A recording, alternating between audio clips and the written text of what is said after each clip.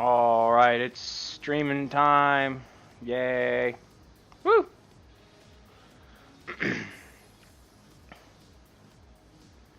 Get started here in just a moment.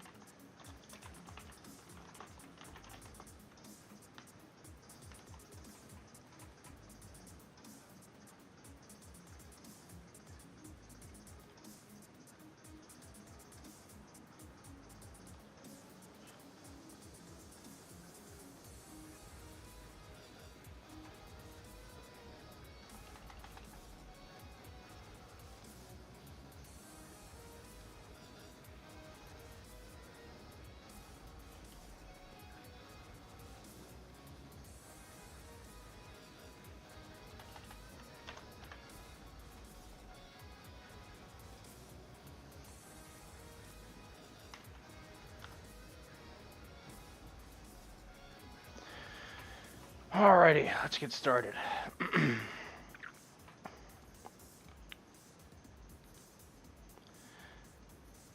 As always, let me know if levels are off, if I'm too hard to hear, if music's too loud, not loud enough.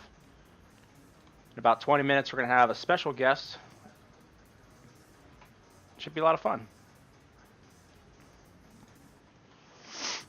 First, we're going to gather a few renders. Okay. You know what? I should probably close out of After Effects. All right.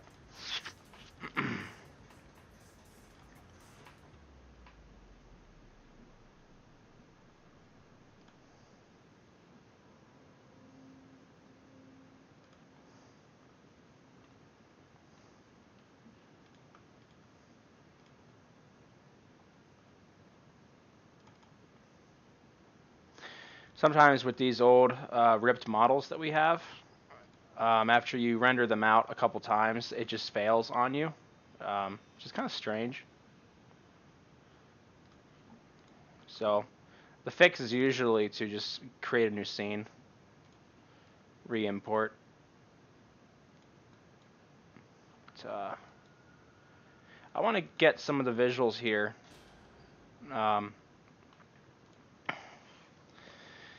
To figure out what kind of polygons, what I could do more with.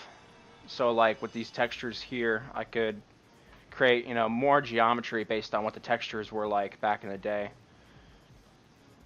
So this bracket thing could be its own mesh right here, going up and kind of hooking on to the hull of the gun, if you will. Some screws. Yeah. So I'm going to save this.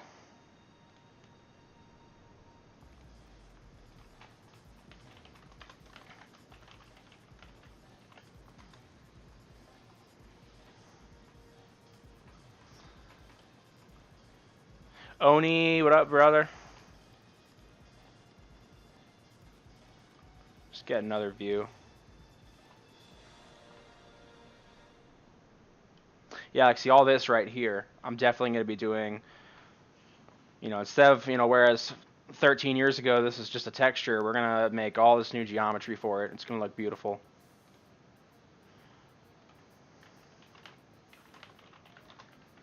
This is something that I have to do for the auto rifle and then the ray gun as well, is to look back on the textures and then see what those look like.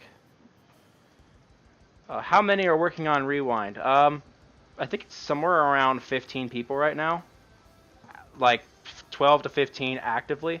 There are some other people that kind of come and go that have really busy lives, but every, you know, once or twice a month they'll tune in and they'll get some work done for us. But that's not counting the people like the HR. So I know that's not counting like our community manager or the human resources. Cause I did actually count that the other day. Actually, like yesterday.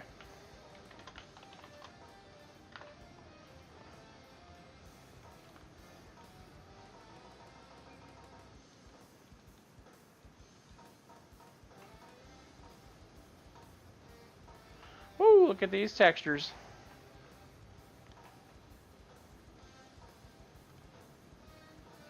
That scope looks interesting though. That's gonna be. I might actually start working on that first. Get something cool looking. I'm definitely excited for this weapon. A little more excited than I was for the auto rifle, the last gun.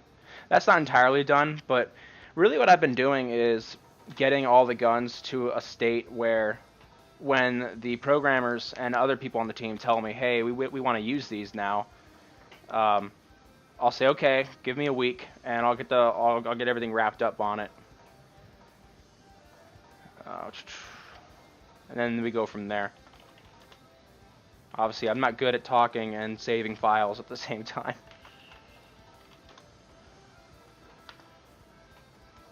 Okay.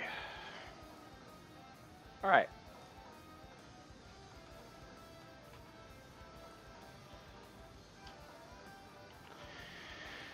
So, let's go ahead and just take our reference out. We're kicking off the stream with some Time Splitters music. Recently, I've been doing my own, some other music that's not unrelated, so I figured this time we'll go back to Time Splitters. But we're going to look at this front image. I'm going to pull this up. Probably put this on my other screen so I can look at it. Okay. Thanks, brother. Yeah, the other day I sat down and I didn't put the headset on. I just put some music on. I just busted through it. TS2 Streets music, please. If you must, your wish is granted. Where is this?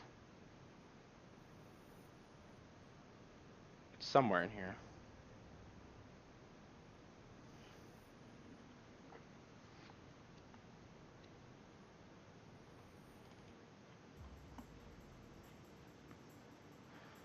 Alright, because I'm a DJ now. Alright, cool.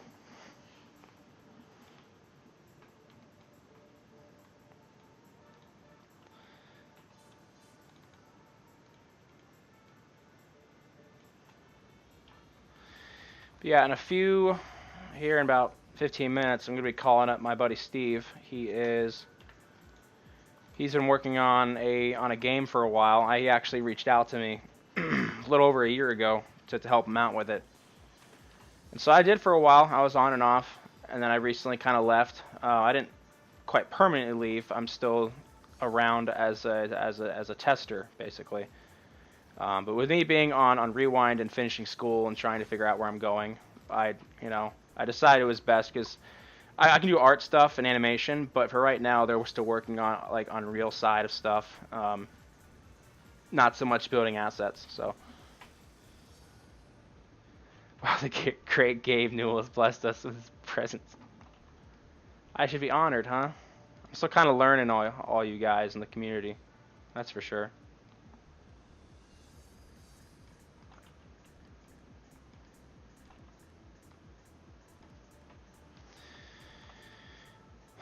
Alright.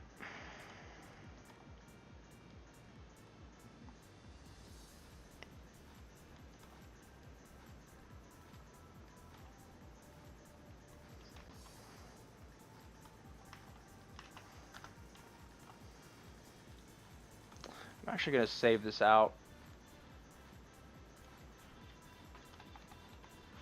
It's a new file.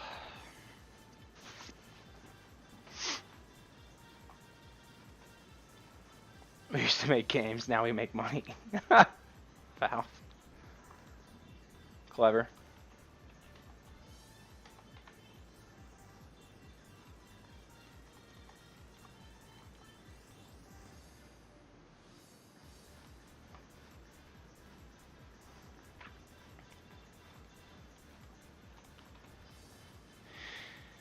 Yeah, I definitely heard you there, Oni. I've been around too, man, and it's been nice to finally be on the team and actually help out. 'Cause there are a lot of guns that still like need to be made, and if I can at least get like lots of models done, I know for them that's a huge help. And we're still figuring out the animation work, how to properly set those up in Maya, or at least for like the rigging sake, and then get that to where it imports properly in CryEngine.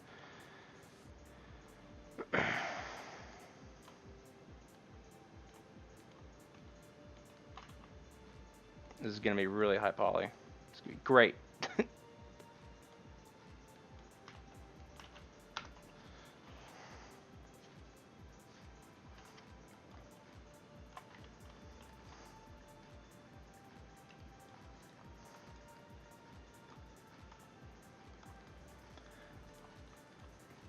Yeah, I'm already feeling it. This gun's gonna be great. It's gonna be fantastic.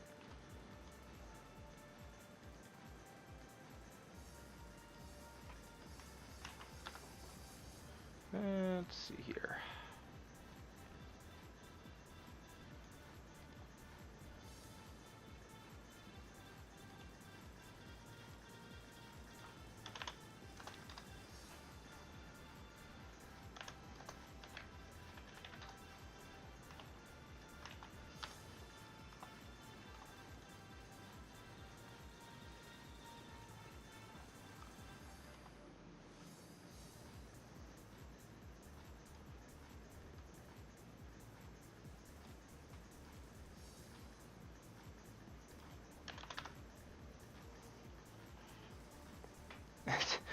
$80 cardboard. What?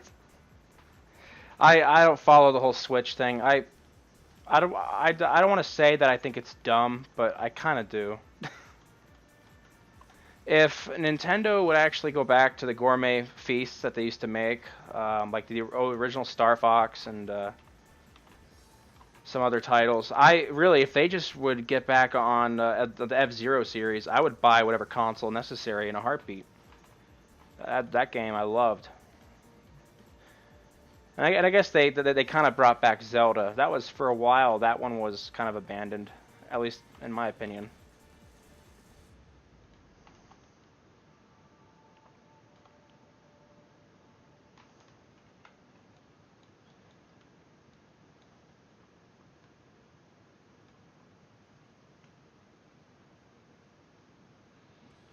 How can they top this?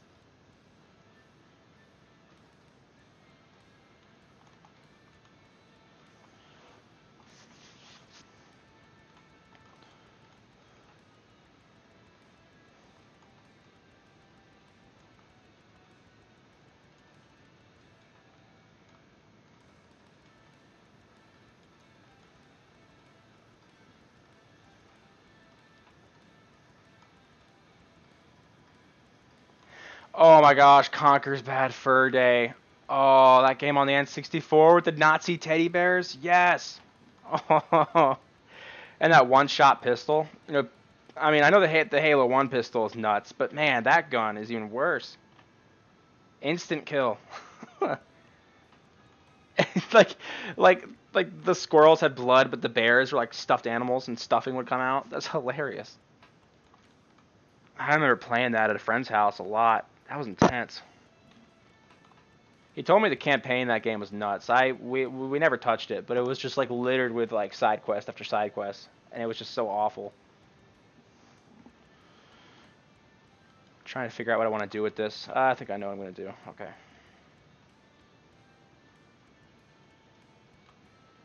This is gonna look really alien. All right, this is great.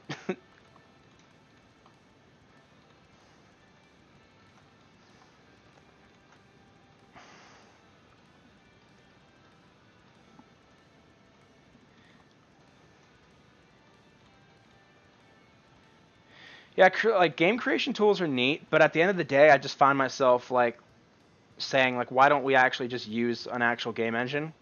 Since inherently any game creation tool is going to be, there's always like, there's always like a limit somewhere, right? So it's like, well, what's the point?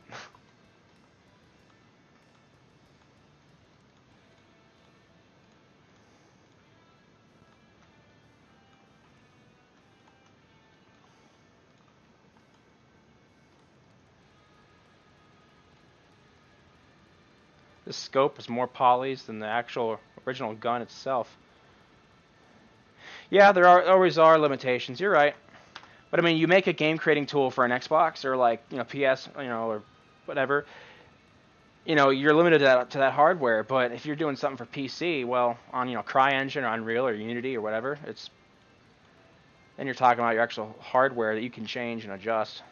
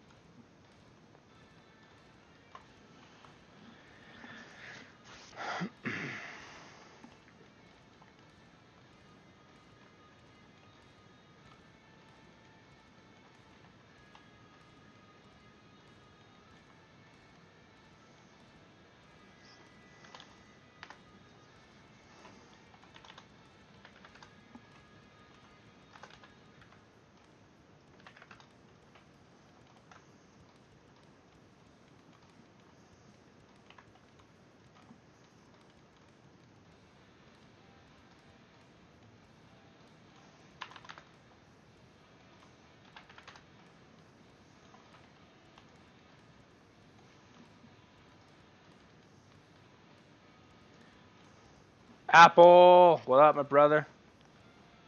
Good to see you.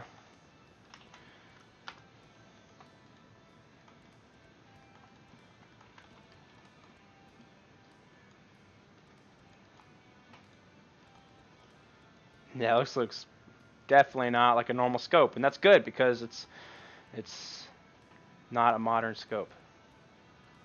Let's see what we got here.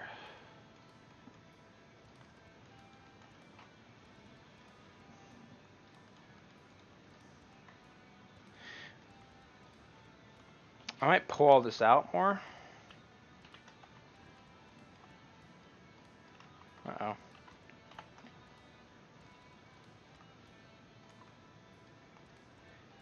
Yeah, maybe look like an eye. We'll have it come out the farthest. Right there.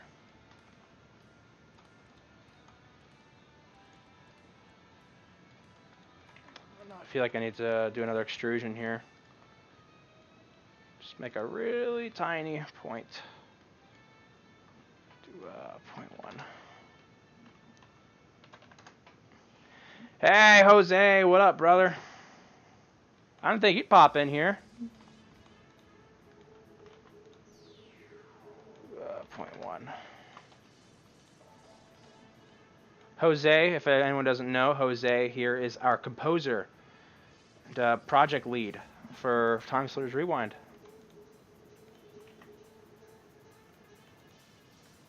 I think that looks pretty nice.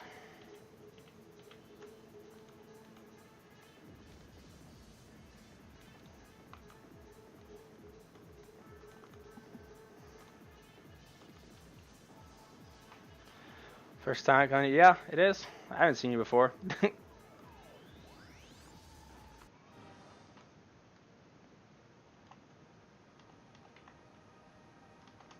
Working on the scope right now for the sci-fi sniper rifle. The original picture looks like this. Uh-oh. Yeah, there we go. So, looking at what we have here on the end of the scope and then figuring out what I want to do with that. that back over there. I'm going to be calling Steve here in about 5 minutes.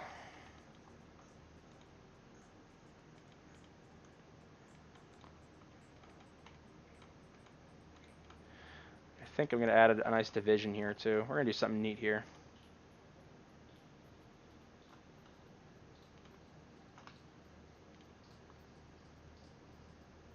Make this look bulky. Hey, another TSR stream. Yeah, dude, I posted in the development chat earlier. I was like, we're having 3 streams today? This is nuts.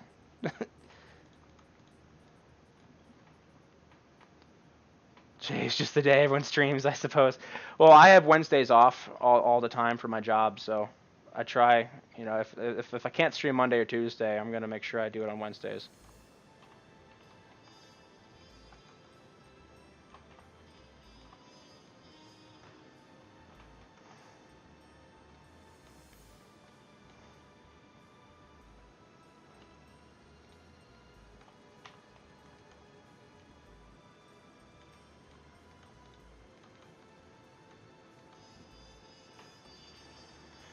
I do not stream on Twitch, no. No, I mean, YouTube just seems a little easier, so I decided to do it on YouTube. Especially since I have a YouTube channel. I don't want to start managing, you know, another social media profile, so.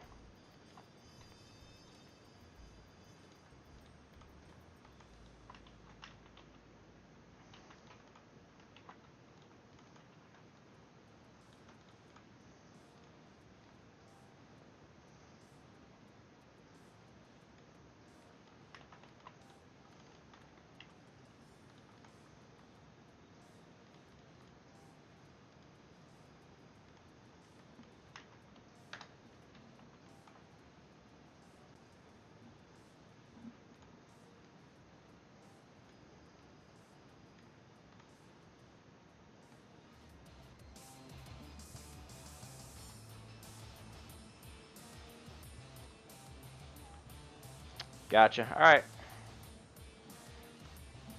Thanks, Jose. Thanks for stopping in, brother.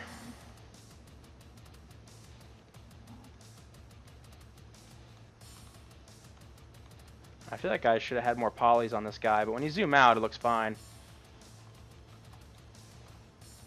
A normal cylinder has, by default, when you pop it in, or when you create one, is 20, like 20 little sides to it. For all the rewind guns, I've been, in most cases, I crank it up to 30.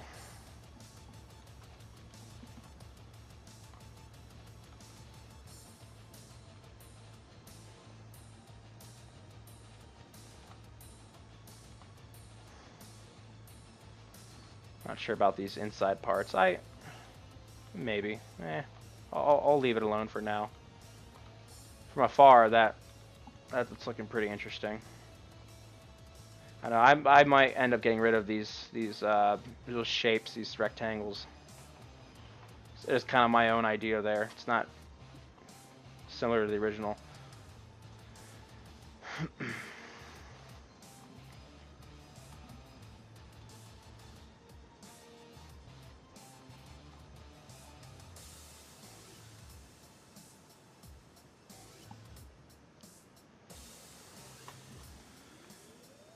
Text Steve and see if he's ready.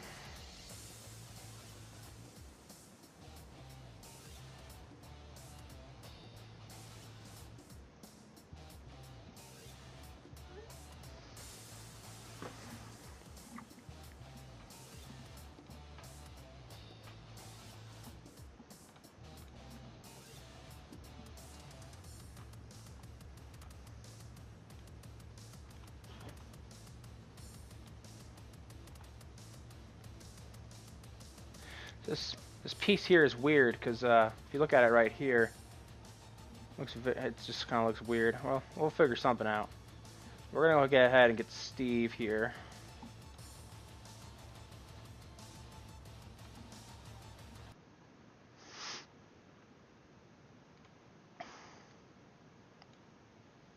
Hello.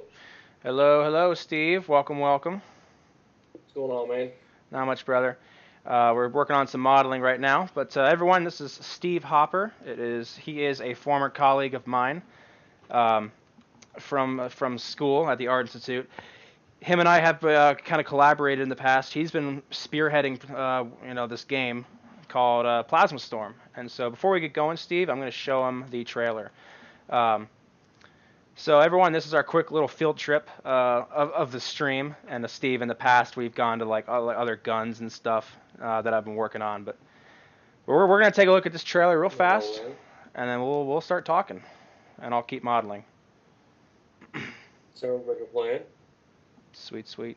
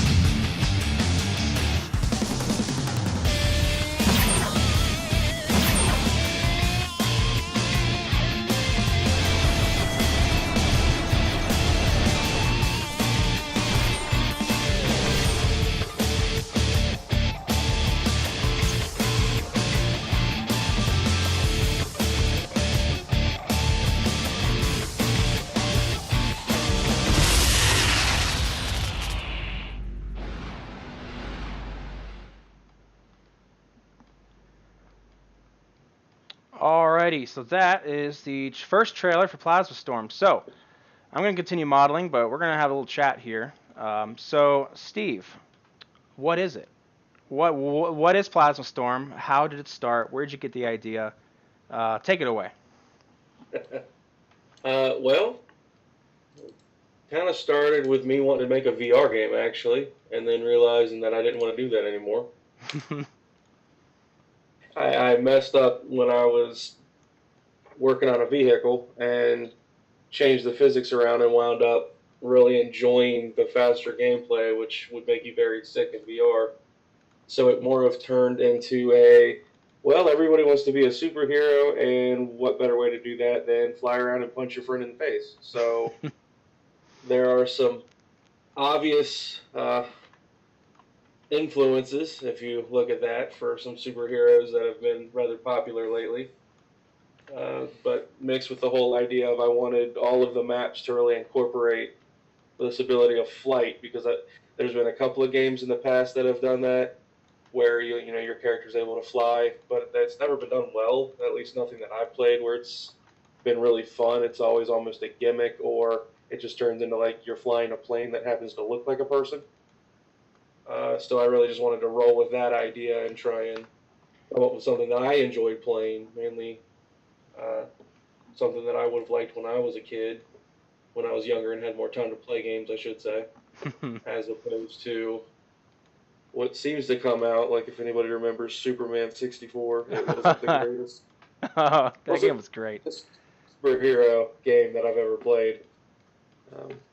So I just really wanted to work on something that I thought would be fun, and that was kind of how Plasma Storm was born. And that, and I'm a Trekkie, and I like space and comic books and everything else, so I set it in space.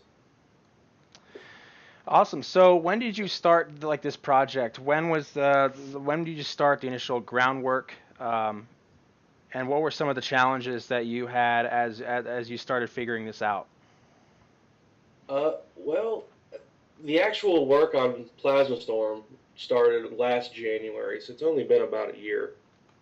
And the biggest hurdle was I knew I wanted it to be multiplayer because I wanted to be able to play it with my friends, but I had no idea how to do multiplayer. I'd done VR work in the past and some single player stuff, mainly first person view, more experiences as opposed to games. And so I had to figure out how to get the multiplayer to work. And fortunately, Unreal made that rather simple compared to some other engines out there. It made it rather easy for me to figure out. I think that was my first big hurdle, was figuring out how to actually make it so that if when you moved one character, somebody on a computer 20 miles away was able to see the same thing and at roughly the same time without too much of a delay. Sweet. So I'm just trying to think back here. I mean, because you brought me on board, probably I think it was in January-ish. It was actually funny, guys. Steve went off the grid for like a couple months, and then he just kind of came out of nowhere and was like, "Hey, I got this game. You should like test it with me." And I will never forget when when he gave me a build. We started playing, and we were shooting each other, and it was very like very it was very rough. You know, he'd only worked on it for a couple months or if that. And all of a sudden, at one point, he's like, "Oh yeah, if you press Q, you can fly," and he just goes in this flying mode and flies away. And at that point, I was instantly on board with the idea. And yeah, Steve, that was probably one of the coolest moments early on. I remember you just started laughing. Yeah, I literally just started laughing. I was like, "This is great." That was a good time. So you're using Unreal Engine, right? Yes. Yeah, I wish we could be doing that for Time Splitters. It's got its perks. Yeah. I'm definitely not going to deny that.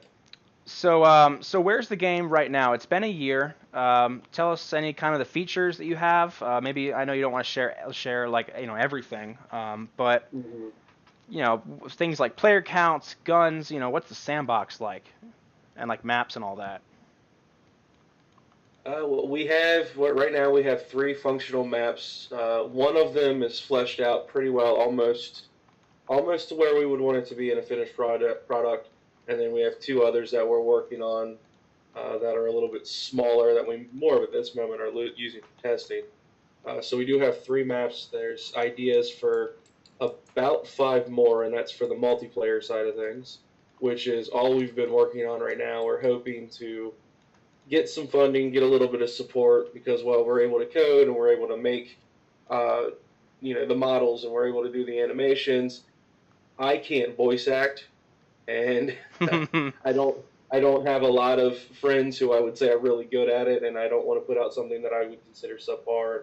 Not trying to be mean, I'm just being honest. I'm trying to be realistic with the project, and so a lot of the money, even though like we've got a story idea and stuff like that, a lot of the money that we're trying to raise is going to be for a single player campaign because I want something that's going to be fun and engrossing and not feel like every other just try and money grab that a lot of smaller studios have put out. Unfortunately, don't get me wrong, there have been some amazing indie games, but there's definitely those few out there that are kind of making the rest of the indie developers look bad. So because of that, we've been primarily focusing on the multiplayer aspect, and right now we've got multiple game modes, normal, just standard deathmatch, kill them all. We've got a team deathmatch, capture the flag, and we got some others planned. We're wanting to put in a King of the Hill style map, and then some different objective multiplayer modes where it's not just kill or be killed, but you're actually trying to accomplish something, and each team is trying to get their own thing going while they're trying to prevent the other side from doing theirs. So we definitely have some big plans there. We're kind of still in a rebuild phase due to some issues we had in the past. We've had to completely rebuild the game from the ground up, so we lost a little bit of time, lost about 2 or 3 months doing that. But it's coming along pretty well. Yeah, I can't imagine because I mean I remember the rebuild was tough because I mean we went a fair amount of time without testing and Hmm. but I'll tell you what, when you came back with like a playable build, it ran smoother than ever, and that was awesome. Yeah, we went from before the rebuild, we were able to reliably have what 3 people on before it would start Yeah, crashing on us, yeah, and so we did the rebuild, and we've been able to run 8 people almost flawlessly.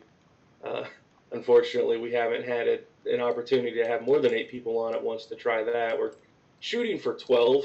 6-on-6 matches is kind of what we want, hmm but we haven't had the ability. Everybody who's able to test and wants to test hasn't exactly had the time all at once, so it's been a little difficult there. sure, cool. Well, let's see. Tell us about the weapons. What kind of guns and like maybe even vehicles? I know what was the vehicle that we saw there and in the teaser or the trailer. Well, that vehicle was the Harvey. That actually, unfortunately, has been taken out. Oh, Um, yeah, I know. I like the look of it. It was really fun to play. I didn't feel aesthetically like it fit with the game. hmm. Uh, it just didn't have the right angles. It was too smooth. It felt like it belonged in another universe. So we took that out, and we're currently redesigning the vehicles to try and make sure that they fit the rest of the aesthetic better. Um, but one of the big things with this is we were like, well, if you're flying your character on foot, or if you're just your character and you're flying, and you're shooting these engines out of your hands and your feet or the back of your calves or however they are on the suit, because there's going to be a couple variations, you're not really going to be able to shoot, Hmm. because you're spending all the time controlling where you're flying. You're not going to be able to aim well. That's a little beyond the scope of what we're wanting to do. So we were like, well, so the flip of that is if you get in a vehicle, now you can fly and shoot at the same time. So it's adding that other element and actually giving you a reason to be in a vehicle as opposed to just flying around all the time as your character. So you're going to be able to jump in a vehicle and actually do aerial battles and have everybody who's on foot scatter and try and fly away. They're not able to really do much against you, but at the same time, you're in a vehicle which most of them are going to be slower or weaker. So there's going to definitely be trade-offs for balance game-wise, but there's going to be a reason to jump in a vehicle as opposed to just fly around. Yeah, talk about a bouncing nightmare. I remember at a certain point we started playing with map ideas, and I eventually came up with one for a smaller map. And it's it's crazy when we've all grown up playing shooting games, and so but by playing shooting games we slowly get this idea of what it takes to design a map and what based on the guns and the vehicles and what makes it fun. But all of a sudden, when you can start flying now, it just turns everything on its head. Any insight or anything that you think that you've learned that you didn't see coming from the very start, as far as map design or how that would be played out? Like, well, what's I guess maybe what's the principle for when you start making a map? Like, what are the rule sets? What are the guidelines? I guess.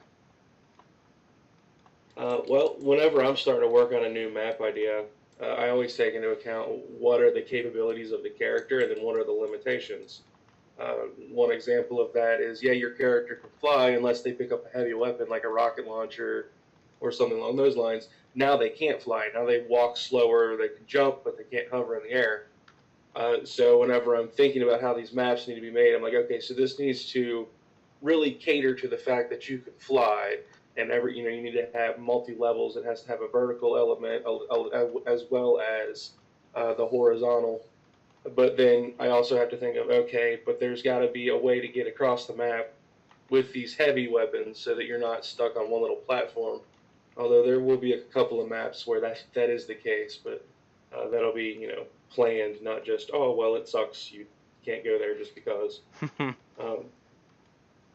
Um, so because of that, you have to take into account everything going on in the game as opposed to like if you were going to use a standard first-person shooter. Most of the times you're like, okay, well your character can jump and they can walk. So as long as you can walk to where you're going, you're good to go. You might have a couple little areas where you need to jump up. Instead, you almost have to turn everything upside down or look at it sideways and say, okay, how's this look? Does this look interesting?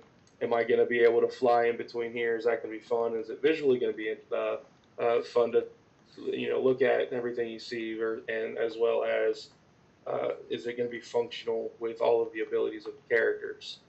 Uh, so there's a lot of like turning everything on its head just to see how stuff looks, because you're going to have people coming underneath everything. People are going to be able to fly over everything, fly in and around. The boundaries are completely thrown out the window for the most part, and you're going to be able to places that you can't go in normal maps on most other games.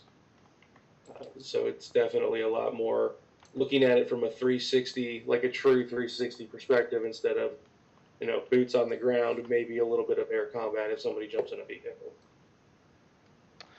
That sounds great. I think one question I know a lot of people are going to have: when can they expect this game to be out? What's that timeline? Ooh, that's that's the $1,000,000 question, to be honest with Yeah. you. We wanted it to be multiplayer ready this summer. This summer is in this past summer, summer of 2017, and that absolutely did not happen. And we learned a lot more about timelines, I think, over the course of this year than anything else, because every time we were like, oh, well, yeah, we think we can have this ready by this point in time, we couldn't. Mm-hmm. And so, given a timeline, I would say there's a couple of variables there. One big one is whether or not we're able to successfully fund our Kickstarter that we're going to try and do later this year. If we are, it's going to push back that timeline, unfortunately, because we're going to be trying to do this single-player campaign, and that's going to, be a whole other can of worms. But barring that happen, I would say hopefully by next year we would be able to get it out sometime the second quarter of 2019 would be what we were planning on. Other than that, I would say if we're able to fund and actually really go as far into this as we would like, sometime most likely 2020. Ooh, that seems like a long ways off, but man, time flies, right? Yep, and if you think about it, that's really only 3 years of development. Yeah, 4 years of which development. is like average. Yeah. Yeah. Which I guess then leads me to, I'm trying to put myself in the shoes here as, as the audience here. It leads me to the question, how many people are working on this game right now? As of right now, the official number is 2. Woo! 2 people. So yeah, you guys 2 can people. understand why it's taking, why it would take a long time. Jeez. Yeah, it's definitely an undertaking. We've had, you've helped in the past. We've had a couple other people help, but the mass majority of it has been done by myself and Tim, which is my business partner in this endeavor. And so it is taking a very long time to get anything done. Are you interested in sharing any just a small glimpse? I mean, if anything, for your ideas for a story or any kind of like prologue or like, what's going on in the world of Plasma Storm? Uh, well, there's definitely some things that we're not really talking about, but the premise is, and why everybody's in space, is humanity's greedy. I think everybody can get on board with that.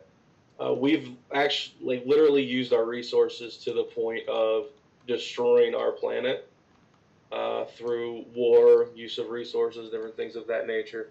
The Earth has been completely destroyed. I'm not going to go in depth on how that happened or necessarily why, but the premise is that it's gone. So humanity does not have a planet at all. And so a lot of the game is going to be based around the aftermath of that and how we have to deal with the fact that we've lost our home. We're stuck in space. We're basically nomads. We don't know what's out there. We've harnessed this new type of plasma energy. We're calling plasma, but we don't exactly know what it is, and that's what's giving us all of our power for running our suits and running our ships, and even our weapons are going to use this form of energy in order to fire. And so that's going to play a big part into the story and what comes about of using that without knowing what it actually is. which is going to be a problem in the long run. It's almost like a space horror shooter. Like it's like it just sounds like a scary place like to be. Like that's what I'm getting. Kind of. There's definitely some elements of that, but at the same time, we're also making it more comic book. Hmm. So it's gonna have the lighthearted moments, and if I'm able to be funny, we're gonna attempt to put some comedy in there. Uh, but yeah, that comes down to the writing and how well some of it's received.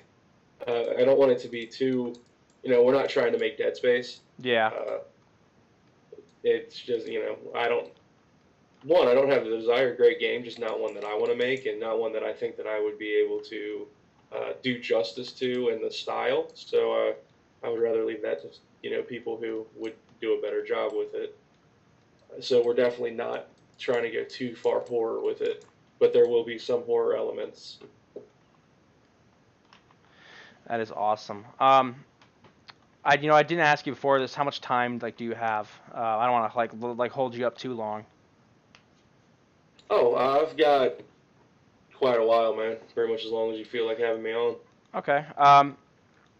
Yeah, what's funny about the whole Earth concept that you have. I remember one of the initial impressions was that in every sci-fi game or every sci-fi world, it always seems like Earth is still there, and it's always like the last place to like fall back. And I just love how it's basically gone. Like Earth does not Yeah, exist. it's not there. Yeah. It's not there at all. So humanity has lost its safety net. Yeah, that is a creepy idea there. I You care if I share my design idea for the signal map? Are you like okay with that? What like the lore there is?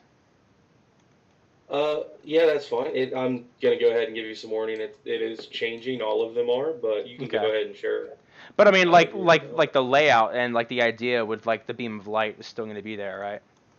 Mm-hmm. Yeah.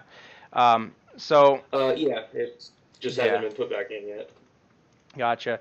So when I started making this map, guys, called right now Signal is the code name. It's obviously like gonna change, but the idea that I had was in a universe where basically humanity is scattered and there's always this potential threat that some kind of force comes into play and we all get lost. How do you communicate, right? And so I took towards the Lord of the Rings, specifically the scene when they're lighting the signal fires, and it's this montage of shots where you see all these people that are just living in the mountains, like seeing the signal fires and then like lighting them one at a time.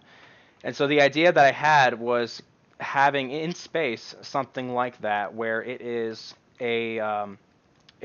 basically this network of these abandoned um, stations, where when one is lit, um, all of the other stations out in space would basically see that, and they would emit, they would basically shoot this beam of solidified light that would go upwards and then downwards as well. So kind of think of like a prism shape, really, um, as the actual station, and then a light coming from the top and the bottom, or more of a diamond shape, really. Um, and so these stations would only really be used in the idea or in the event that humanity is all of a sudden just like about to get like wiped out. It's like a last resort. And the idea is that if these are lit, it's like the end game. It's like they're like, okay, we all know we have to go to this place. Like it's like something bad is happening. It's like a last like resort method of reaching out to everybody that there is a crisis and we're all in trouble. And so that is the idea for that map. Um, yeah. Now, one thing you keep bringing up humanity. The big conflict in it isn't necessarily with aliens. We are fighting each other for resources, Right. and we kind of I forgot. think warlords in space trying to, get their little piece of whatever's left. So Hmm. you've got people that are uh, fighting each other to try and get control over resources from different asteroids or bits of debris. You have people that are looking for Earth history and trying to find artifacts or other sources of power, different things like that, amongst the rubble of what is left of our planet, which is not much. And so that's going to turn into the big conflict, is how we handle that situation.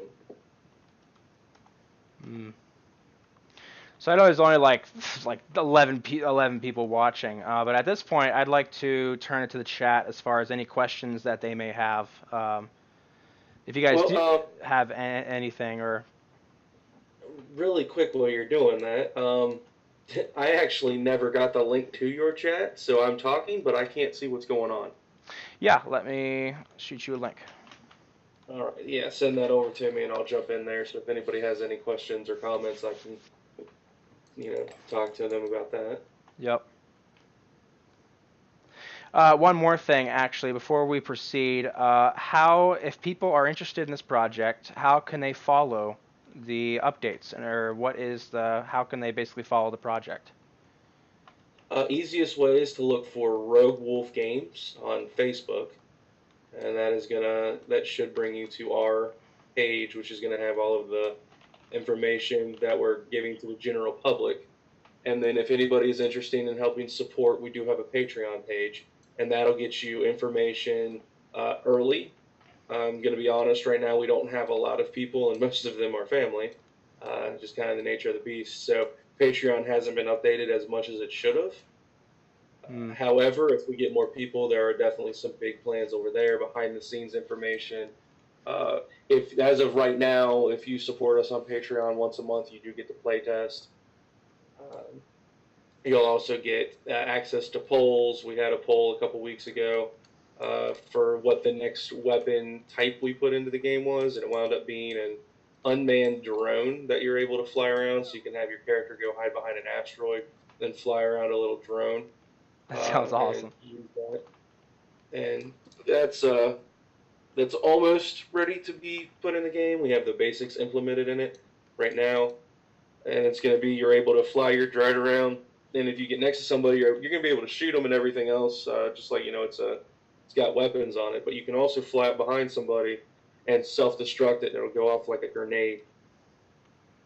So that's going to add some interesting gameplay elements once it's finally in. That sounds awesome. Christian Bast asks, how much have you invested in this project time-wise?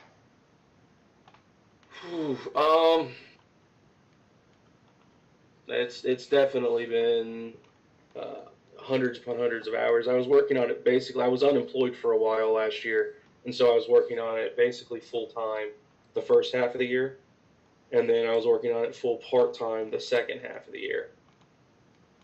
So let's see here, 40 hours a week easy for most of last year. The math on that. Let's see here. That's the one I always get asked. Do you think I would have just an answer? Yeah.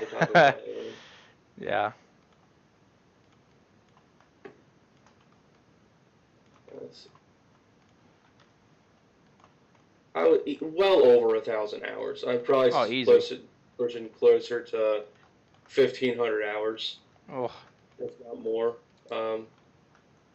into this, and that's including the rebuild and stuff like that. Unfortunately, so it's not as far along as I would have liked it to be.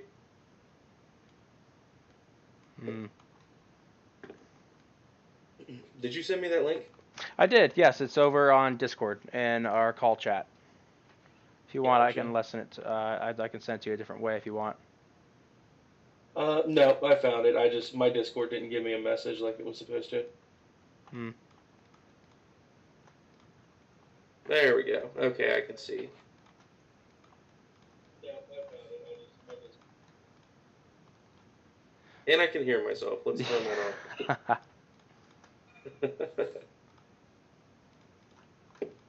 All right.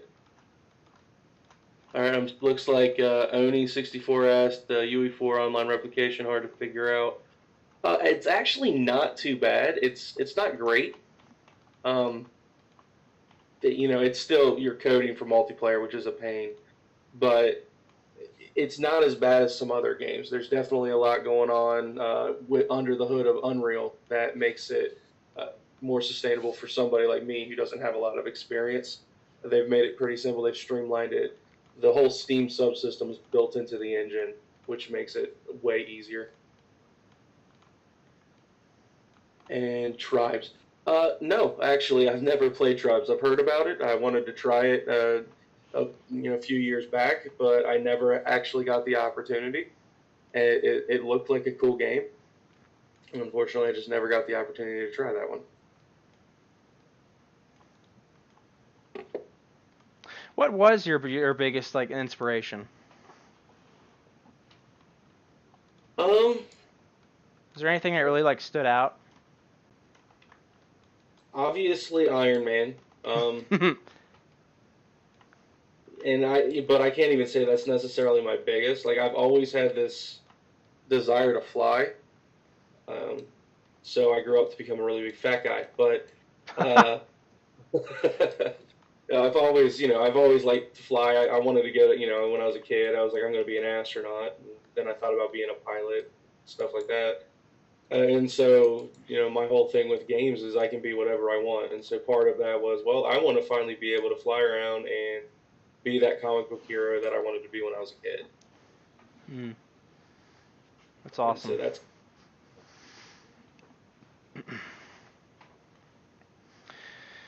what was it like? As I could tell the story too, but I think you know it a lot better since you're the one that's been, like putting the hours into this.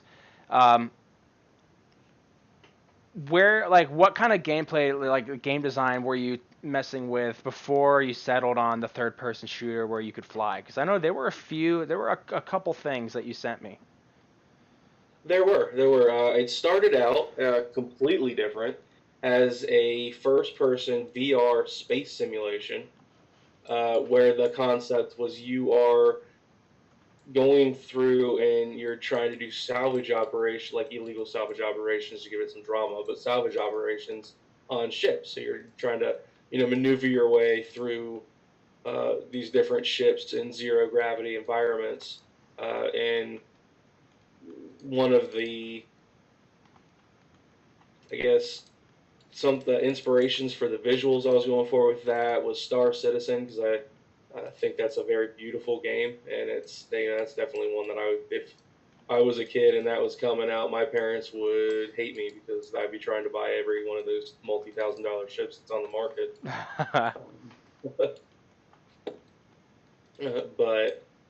So it really started with something like that, where it was going to be very realistic and, slow-paced VR. And then it transitioned over when I realized that I don't like working in VR. VR is an amazing bit of technology, but I don't think it's there yet for games. It's just the general public, I don't think is going to like it quite as much as the tech geeks. And to me, it's just not going to ever be, well, not ever, but right now, it's not going to be what people want. So I don't think that there's a great market in it, as well as it makes people sick. And, I don't want my game to make you throw up, at least not unintentionally. So I scrapped that idea after working in that for a while and transitioned over to I wanted to make kind of like a Mario Kart in space. That was interesting. that one is actually still on the back burner, so I'm not going to talk too much about that. I really like the idea. And so that is actually something that we've talked about bringing up post Plasma Storm and trying to run with that in a couple of years, hopefully. We have a few games on the back burner. We don't want to just work on this and not do anything else because we're gamers and, we want to make the games that we never got to play. So sequel for Plasma Storm, deconfirmed, right? I'm not going to say it's deconfirmed. Sort out before we start thinking about a sequel. Definitely not going to, we're at best a small studio. Realistically, right now, we're just a couple of idiots trying to make a game. We probably have no business doing it, to be honest with we don't know what we're doing. Well, you But kind of, it's like you dive out of a ship and you build the parachute on the way out, right? pretty much, except for the parachute didn't work the first couple times. We had to build a new one. Oh, Thank goodness jeez. it's a long drop. Fair enough. Um, but yeah, so it's definitely been a lot of work. Are there any other questions? Let's see here. Any other questions? Do y'all want me to keep just randomly talking, or am I boring you? I've never done one of these before. Sorry, I'm new. That's fair. I just started streaming like last week. And I'm an introvert. I sit in my office and I'm like, I feel like making a vehicle today. We're gonna put a vehicle in Plasma Storm, Yes. and I don't talk to anyone.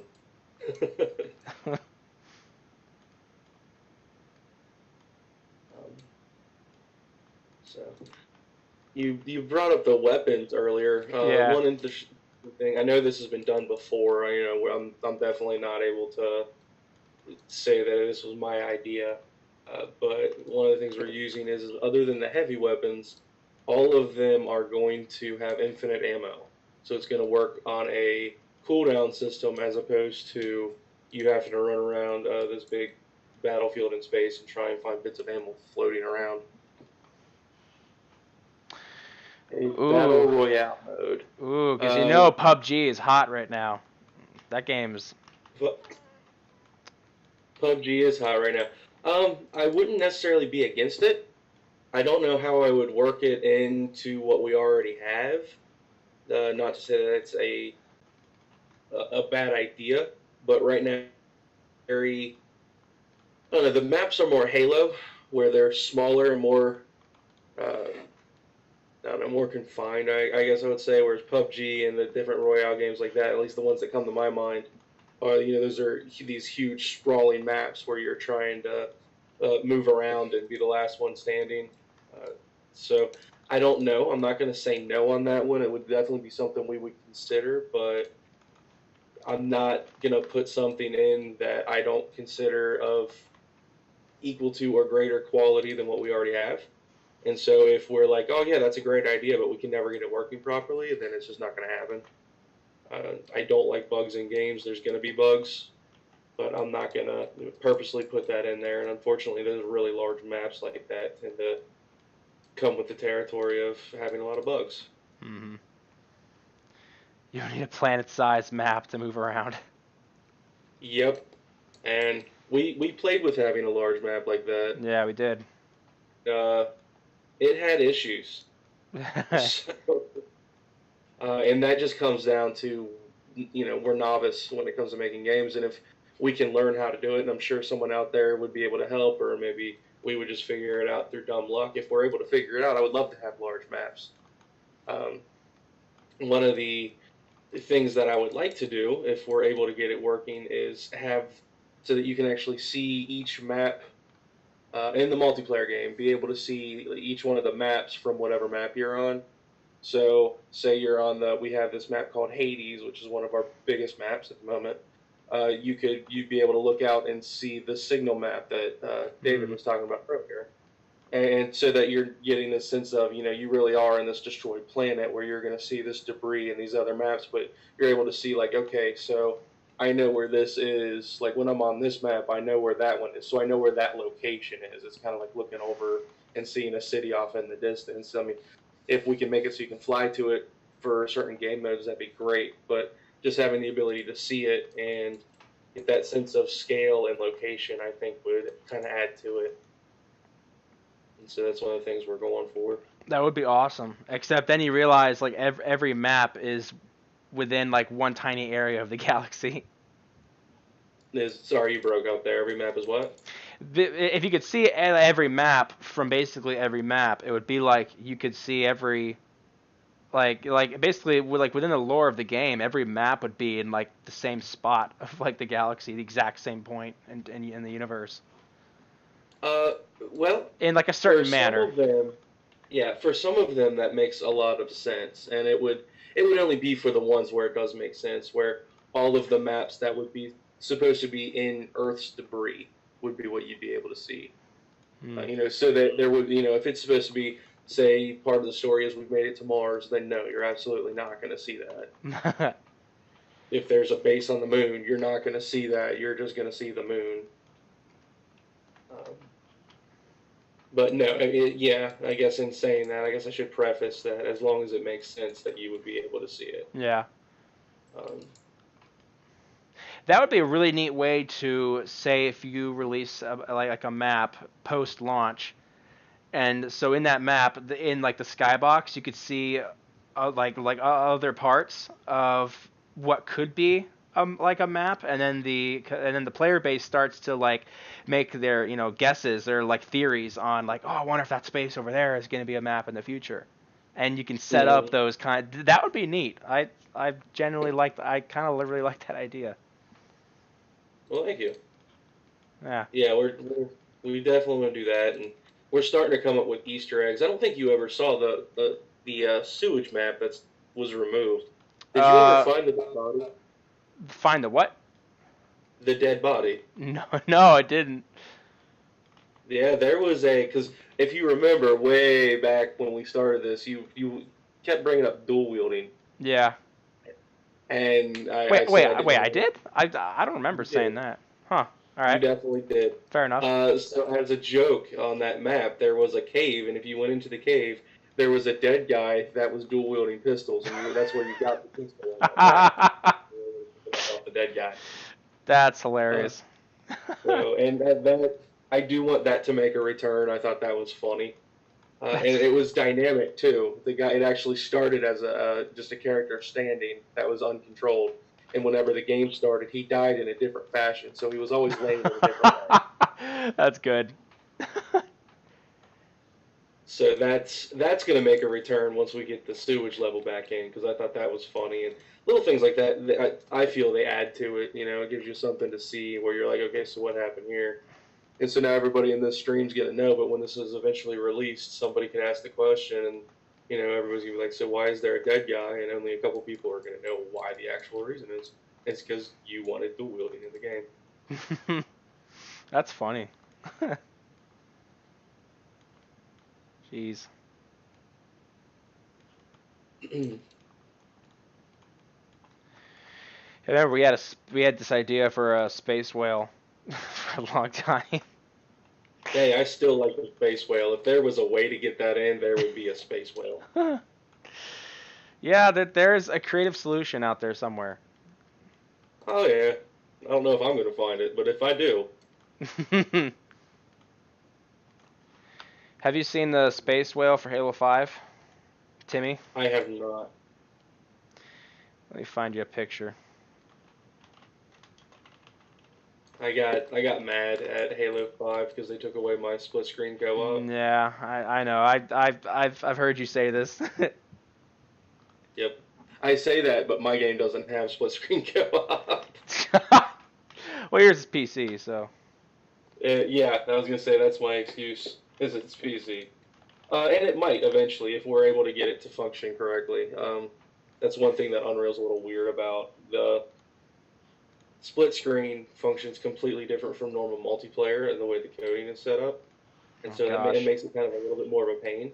that's a whole other But beast. eventually, we're going to do that, especially for the campaign. I want you to be able to run through that with a buddy sitting on a couch with a controller, You're which almost. means that I'm going to have to change all the controls so the controller works. You're gonna have to find someone just to handle that kind of task. I mean, that just seems like a lot of work.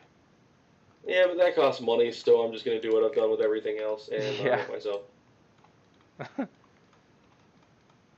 Fair enough.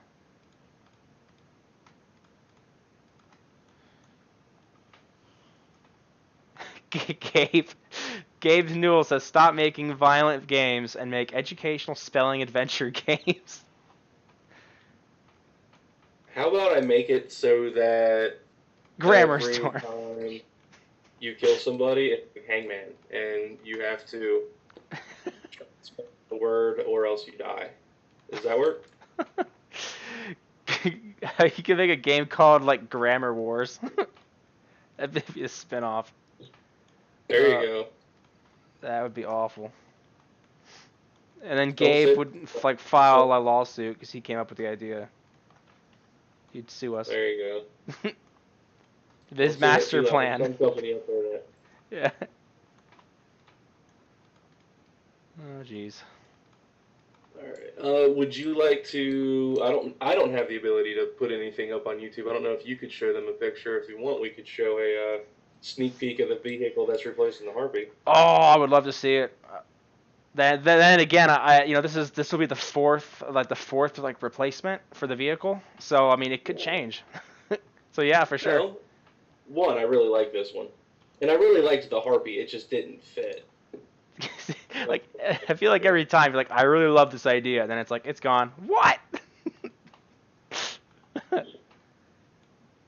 Yeah, send me a picture. However you see fit. I sent you a picture of Timmy the space whale on Halo.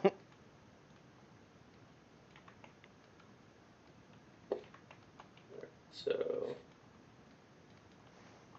I mean, this is very well. I'm gonna actually try and render it out real quick so it looks a little nicer, because that looks like horrible. I mean, it's not gonna look nice. This is still very, very, very early, just concepting. Doing concept stuff in Maya almost makes me like depressed. Like if you could, like just give me a drawing, you know, and it's like that's much easier. Yeah, but I can't draw. Yeah, well, me too. If you give me a picture, I can redo it, but eh.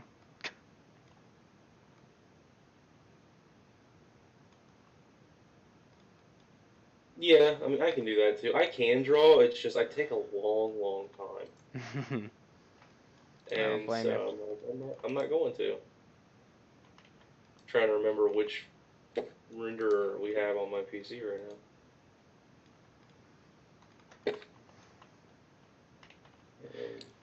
Mental Ray is doing all black images. Wonderful. Oh, using 2016? Yep. Yep. I hate that crap. When I get these guns to a near finished state, I'll render them out with Pixar's the Pixar's Render Man, and that boy, they look great when you throw some shaders on there and some lights. Yeah. I don't know if you've seen them on like my Facebook or anywhere, but ooh. Yeah, I have. They look good, man. Yeah. It just puts Mental Ray to shame.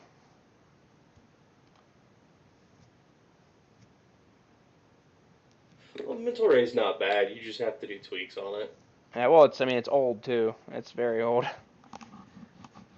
It is. Like when I found out that they used it for the second and third Matrix film, I was like, oh, that's great. I'm trying to figure out how to invite you to the TS Time Splitters Rewind server. I'm gonna figure that out when I'm not streaming. Okay.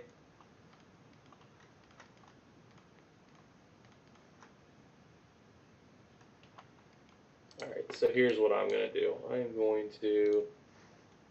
I'm assuming you have a minute. You're not going to stop streaming right away, are you? Oh no, Okay, so what I'm going to do, I'm going to throw this into Substance Okay. and throw a very basic material on it. It's not going to look good. I'm going to go ahead and forewarn you all. Material-wise, it's not going to look good. Like, oh, this is what Plasma Storm's gonna look like? Nope. I mean, hopefully it's not going to look too bad, but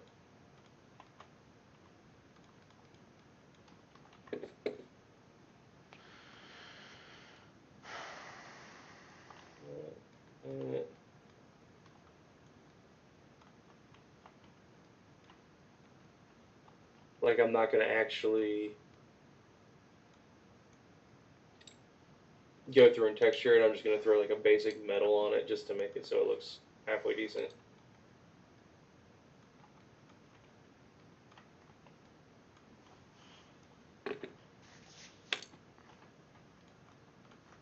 I don't want to show anything that's too horrible. You can always do a Maya software render. I'm sure it looked great. No, it looks bad. Because I don't feel like setting up lighting. It'll look better in Substance and it'll take less time. Maya software is amazing. Don't you discount it. Right, yeah. You guys want to see Maya software? Let's do a render of Maya software. Yay. So this is our rendering interface in Maya. We got Mental Ray, Maya software, Maya hardware we don't even talk about, and Vector, whatever that is. Maya software. All right. You mean the same thing, just with a Oh. black background? Yeah. Well, some particles work differently, but yay, Maya software. That looks great, doesn't it? That looks beautiful. Just like these edges, the quality there is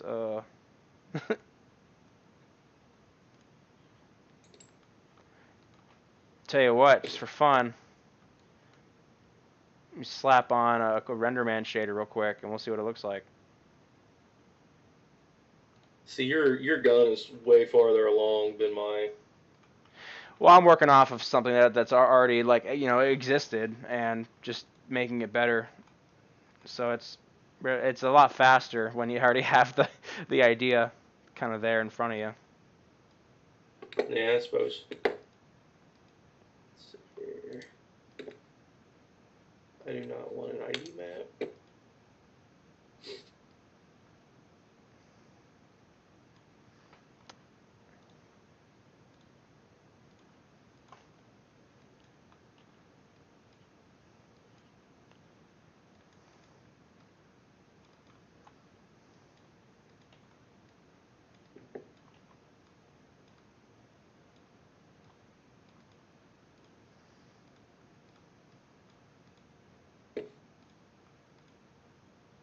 A nice orange. Yeah, nice orange color there. That'll look nice.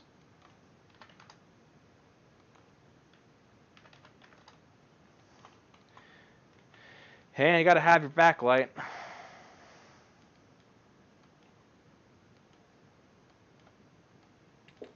Like having a nice backlight. Makes things pop. Much better.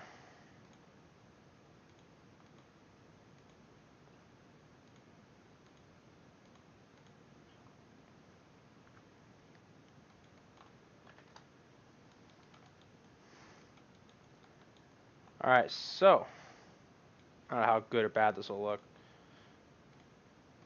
Just to reiterate, friends, Maya software, but now I threw some shaders on it that doesn't work with Maya software, so now it looks funny. And now we change to RenderMan. And where is it? Up here.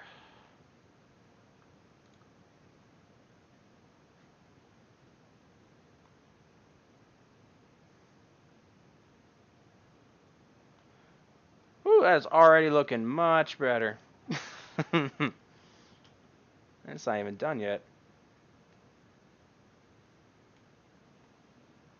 Mm-hmm.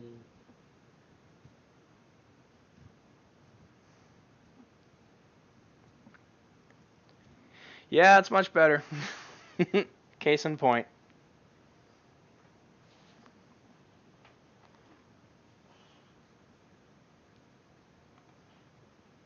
Gotta love it. Yep. That scope, though, in the end is looking pretty rad. That looks lit. So All right, so I was gonna say, what's Tim working on with Storm right now? What's he been up to? um, he's been helping with the drone. We really do because I got sick in November. I got the flu, and then with the holidays and everything, we haven't got a lot done over the past couple months, Hmm. unfortunately. So, but no, he's been helping with the design of the drone that we're putting in and getting that rolling. Yeah, it sounds like a whole nother beast. It'll be tricky to figure out. Yep.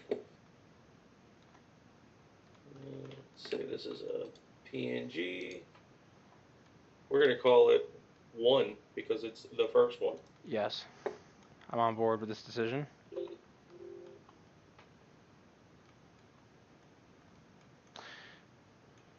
Go back to the handle. I'll give you two different views, or a couple different views of it.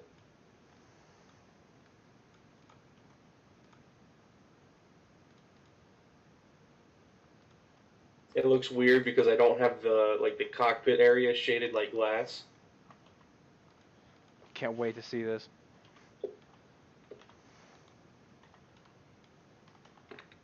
we'll call that one 2. Because why not? Eh.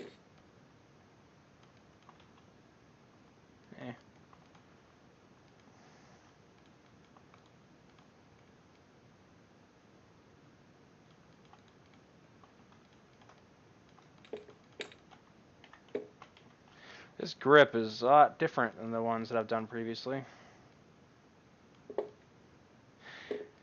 I've been working through my fears of working on the grips for guns. I think this is like the 6th one now that I've been working on, Steve. And doing and doing grips is just making it look nice. It's expensive on poly count. Yep. But at the same time, a lot of that doesn't really matter that much. Yeah, it doesn't.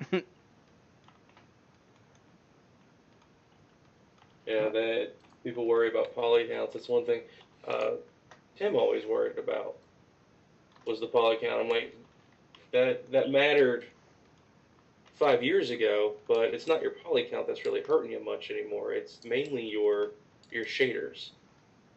Really? Mm-hmm. For Unreal, I can't say for you're using CryEngine, right? Yeah. Unfortunately. That's not bad. We're having issues right now figuring out how to properly rig the guns for like the animation. We have some that work, but for the most part, we're still figuring out how that all works in like the engine. And the thing that stinks is that with Unreal you can export a lot of like the examples as FBXs, but in this case they don't let you do that, so that doesn't Mm-hmm. help. There's no real like tutorials for how to set up the rigs because I rigged like the guns how I knew how to do it for Unreal Engine and it doesn't accept it. It's just a mess. And there's no clear cut way or guideline really for that matter, Yeah. and it just stinks. We're still kind of working it out because the person who rigged some of the guns that we have right now is no longer on the team, Mm-hmm. and so we're trying to dissect how he did that, and we kind of know, but it's just a pain. Lots of trial and Mm-hmm. error. Just like the way that the joints are, like the bones are like named, makes like a difference. Like CryEngine won't accept certain like the names, I guess, for the bones. It's really strange. Hmm. Yeah, don't use it. I sent you those pictures, by the way. Where'd you send it? Was it Facebook? No, it's on the chat where you sent the whale. Oh, gotcha. Oh, that looks sick. What are you calling this? Right now, it's just the Interceptor. It's gonna have a name. I just haven't decided on it exactly yet. That's awesome. Let's show this to our stream And here. that's still very low poly. I mean, there's a Yeah. lot of details to come in. I love what you got going on with the front there, with the big like turbines or whatever, the wings or whatever. That looks sick. Like it. And like I said, still concepting it. I'm liking the look of it. The little engine pieces in the back, those are gonna swivel as you turn to give it some secondary movement. Oh, that's gonna be cool. So I got to create how they're attached. That's why they look like they're not attached to anything right now, and different stuff like that.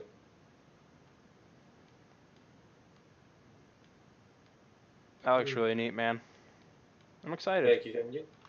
When are we gonna be when are we gonna be testing again? What's the timeline there for testing? We are hoping not this weekend, but next weekend is when we're hoping to have our next like official test. Cool. our meetings for Rewind are every other Sunday, and so this Sunday we will be having one. So if you did after this Sunday, that would be perfect. All right, yeah. If that makes Remember how I sense. was talking about the dog that I'm getting? Yeah, that thing looks adorable. Yeah, we're going to pick that up. We leave Friday, so we shouldn't get back until Sunday afternoon. There's Yeah. no way that I'm going to be, because we got to drive all the way out to Colorado for that thing. Oh my gosh. Yeah.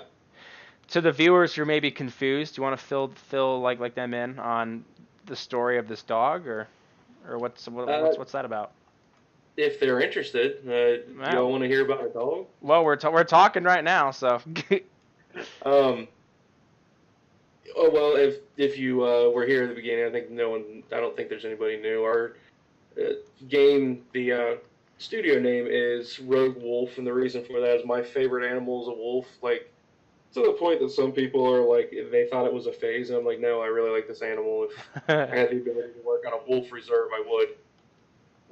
But I'm also not an idiot, and I realize that wolves are not something that people should own as pets. And I don't have a large, you know, hundreds of acres that's fenced in and completely secure to try and help rescue wolves that have been taken into such. So um, I was watching Game of Thrones one night, and I was wondering what they used for the dire wolves during the first season, which actually is a breed called the Northern Inuit, and it's out of the UK. And the dog that I had recently passed away a couple months prior to that, and so me and my girlfriend were looking for a new dog and couldn't decide on what we wanted.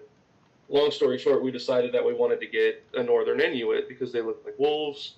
They're supposed to be great with everything from parakeets to cats to people and everything in between. And so we started looking around. We found out that there are two breeders in the United States, and the closest one is Colorado. I live on the uh, in the eastern U.S. I live in Ohio, so it's quite a drive. And we wound up on a waiting list for almost 3 years to get this dog. And so finally this Sunday we get to go get it. But it's been an interesting time. I want to try and find a picture of this dog and show you guys. If you've seen Game of Thrones, Lady, the first direwolf to die, is actually my puppy's great grandmother. Direct line.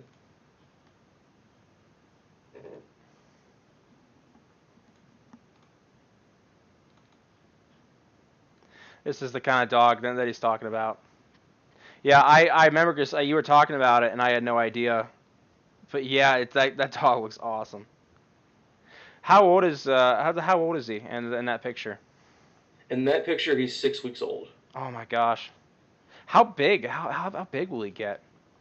Or is that like a Uh, large they, breed of dogs or? yeah, they get the size of small Great Danes, but they're built like wolves. Oh, that's awesome. His coloring, the lighting makes him look like he's got those peaches and pinks, and it looks like he has little pig feet. He's Yeah. actually silver. He's not got the tans and everything in him. He's black and silver under normal lighting. He's a cute little bugger. We're naming him Merlin. That's awesome.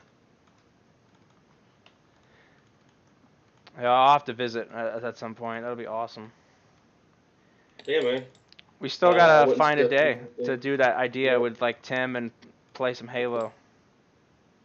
My big thing is ever since I started my full time job a couple months ago, I haven't had time to do anything. I haven't even had time to work on Plasma Storm the way I would like to. Hmm. Um, You still at the Sweet. pharmacy or? Yep. For a few more, probably just a few more months, to be honest with you. Aw. Uh, So that was working out for you, and right? well, yeah, but I don't like it. Yeah. Yeah. So aside and from that. I haven't had time to work on this as much as I would like. I don't like the job. It's it's a bureaucracy, and I can't stand that. Hmm. Um, so I'm trying to get away from doing that when I can. And I want to eventually, if we can get the funds on Patreon, not necessarily the Kickstarter, because the Kickstarter is very much going to be for funding like voice actors and things like that. But if we can get the funds on Patreon, I would like to be able to switch over to doing this full time and use those to help help pay bills, so that I'm able to just work on Plasma Storm. That way, we're able to the more time you can spend consistently, the better the product is going to be. That's just kind of the way it works. Mm-hmm. And so I would like to put out a better product, and unfortunately, that's what it is, because I can only do what I like if people are willing to buy it. Otherwise, I'm going to wind up, going back to a pharmacy. Mm-hmm. But so I would like to put out the best product that I can, the most fun game that I'm able to make. And so the more time I have to do that, the better it's going to become in the long run. So, yep. So I hate the shameless plugs of, oh, well, I got my Patreon, you should go check it out. But Yeah. it's kind of the way it works. You're wanting to do this stuff until you get some big studio, and I don't want that. I don't want to get signed and wind up having somebody else own my products and tell me what I have to do, and Mm-hmm. you have to put in micro transactions because we want more money. I'm like, no, I'm not going to do that. I had the question earlier as like a joke, like loot crates. Are we gonna have those? I thought, okay, the one thing I did think about doing as a joke was having a shop where it literally said "pay to win," and, and have it where if you used it, then all it did was say "you win" on the screen and kick you out to the main menu. There was like a message on the way out, like microtransactions are bad. Get out of here. Oh my gosh, that Because I sounds can't stand that crap. Like, that would have been um, so funny. And you could get that up and like running in a day, I bet. I mean, that wouldn't take too yeah, long. that wouldn't be anything. The hardest part would be, since I don't want to, I have no desire to do microtransactions. I would have no idea how to run somebody's credit card in a game. Yeah. I don't know how to do that. I don't have any desire to know how to do that, because I don't, I want you to pay for the game if you want it. If you want to play the game, you pay for the game once, and it's not going to be a $60 game unless something crazy happens and we're able to make a 20, I won't say 20 for this style game, a good 15-hour campaign, and then have it be an amazing experience. Other than that, it's going to be probably like a $20 game. Maybe 40. It's not going to be like full price 60. Mhm. Because I have no desire to rip anybody off. It's. And, you buy it. Go ahead. I was gonna say it's amazing how when you really break down, like, because these big shooters come out, right, and everyone complains like, oh, it's a 6-hour campaign, and then I'm like, well, you clearly just rushed through it and didn't even take a minute to stop and look around. But when you really think about it, it's like the amount of man hours and the cost and just time for every hour of that precious like 10-hour campaign. It's just Oh yeah, it's staggering, isn't it? it's a thing. Yeah. It's Um, ridiculous. yeah. People don't realize, unless they actually do this, like how much work goes into it. No, you get really skilled people; they're able to bust stuff out quick. Mhm. Um, but even doing that, I mean, then at that point you're paying for the skill. It is expensive, even if you want to go as far back as like the horse armor from Oblivion. Yes. Like it takes skill just to make that, and so having to pay $1 isn't a bad idea. I'm not going to do that. I didn't want to pay $1 for that when I was, back in the day. But I understand where they thought that they should and could be able to get away with it, because it does take a lot of work. I mean, if I'm doing a job 3D modeling for a company, my minimum is 35 an hour. Like, it's not cheap, and I have to pay for my college education somehow. Yeah. So, like, I get it, but that's why we're like, if we do anything, me and Tim already talked about it. We were like, if we like decide, hey, we want to put in a new gun, it's gonna be, and that's all we're putting in. Guess what? Everybody who bought the game ever just got the new gun. Mhm. It's not gonna cost any money. The only thing that we're gonna charge for, if we decide to do anything like that, would be if it's like, hey, we have an entire new story campaign that's another 6 hours, 7 hours. So it's going to be a $5 to $10 add-on, um, something like that. It's not going to be, there's a new skin, so it's going to be $1.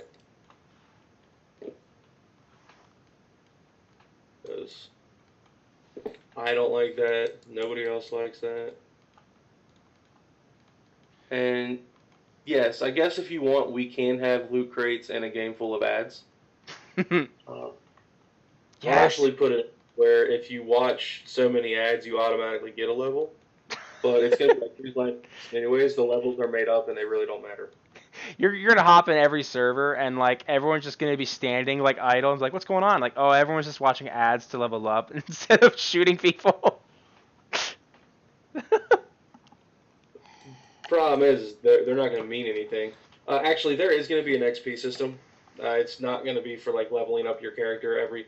Everybody is going to have the same abilities, but the XP system is going to be for unlocking new armors because you are able to decide what armor your character's wearing, the colors, the different helmets. You're going to have decals that like go on your shoulder plate, stuff like that, and so that's how you play the game longer. You get so many headshots, you'll unlock certain things, stuff like that. Pretty standard, but you're never going to be able to unlock something that's actually going to make the game easier for you because I'm a fan of you go in there with your skill, and that's what determines who wins. It's like all you have is like the experience of you playing, and you have the map, and you have where like the knowledge of the map, and that's it. None of this perk stuff. Yep. I had a thought going. I had something I wanted to say, but I lost it. Dang it. Trying to rework the grip here because it's just the way that like the trigger guard met like part of the grip was just really janky. I literally just like copied it like poly for poly or the other night. Delete your and I would recommend delete your triangles that you have there. See how you have the two triangles where it's goofy? Just delete those and bridge those two. Delete those real quick. Or not the triangles, the polygons that end in points, the weird ones. Yeah, these weird ones. Yeah, completely delete those. Yeah. And then I would bridge those two, the two lines that are connecting those and create that so that it's creating a loop that follows up, and then you can use that other part. Sorry, my helping teach classes just came out.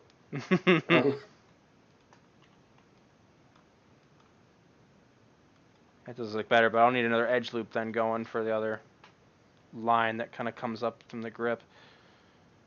I would add in that other edge loop along. No, not right there. Where does that go? Can you get rid of that loop? What connects to where? I'm not sure how to like describe it. I should really just bridge this stuff and then start adding the divisions and then just start like connecting stuff together. I was gonna say if you bridge that and then the smaller line you have there, the name just went out of my head. I was gonna say the other way. Yeah. Oh, I'll figure it out. Yeah, I can. I can figure something out for sure. I'll get there. I'll get there. I always do. Yeah.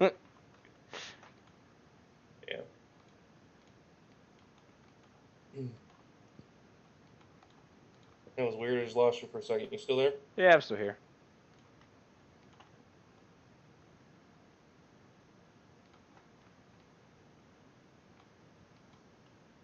All right. Well, Sarah is trying to call me, so I guess I have to go. Alrighty, sir. Well, Steven, thank you for joining us. It'd be fun to have you on board here in another few weeks or so. Just to hang out. I mean, that's kind of like what these streams are about. I'm actually my buddy Austin here, who's normally on stream, is asking if he can join. So I think he will replace you. Well, there we go. All right. Alrighty, sir. Cool. And yep, and I'll try and jump on here. I'm usually free Wednesday, so I'll jump on here another time when you want me to. Sounds good. All right, brother. I'll All catch right, you see you, later. man. Yep. See ya. All right, now time to get Austin in here. Okay.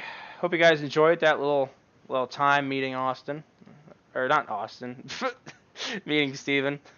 I went to school with him, and I met him back in probably 2013. Me and him go back a ways. Aside from all the people drawing like anime constantly, he was one of the other few, like the individuals in my school that like knew what they were doing, and his work. I will admit his work was always better than mine, which always made me a little salty. But it's always good to have someone better than you, right? Because then you strive to be as good as them. But we're gonna try and get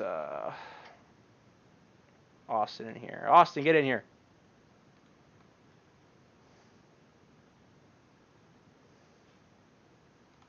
And we gotta get the music back on. Let's get the music. Hi, Austin's here. Hello.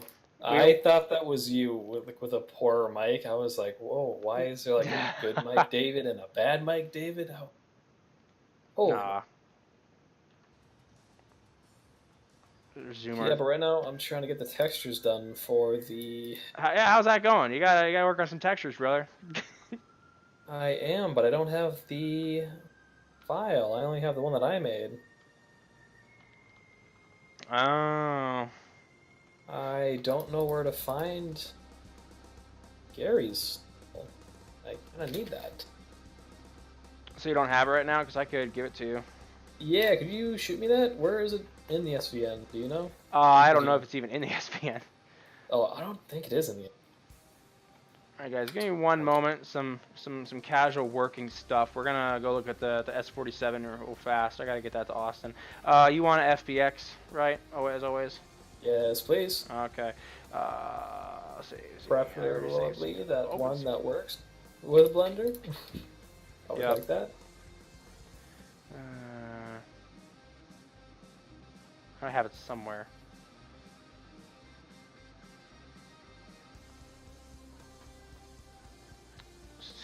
Concept art. Oh, Momo.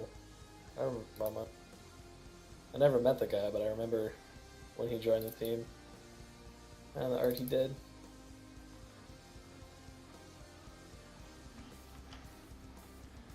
Alrighty, so this is. I'm probably gonna give you the rig. It's probably gonna give you the rig as well. Oh, that's fine. I just need it for painting and substance. Okay, so. Well, I don't know about like the UVs. I don't know where that's at. So you're gonna. It's done. Oh, it's done. Yeah, I didn't. This is Gary. He made it. He already had the stuff unwrapped. I don't know if it was like a 10 out of 10 unwrap, and I can't do a 10 out of 10 unwrap. But You do like a 9 out of 10. I had to, really. Thank you.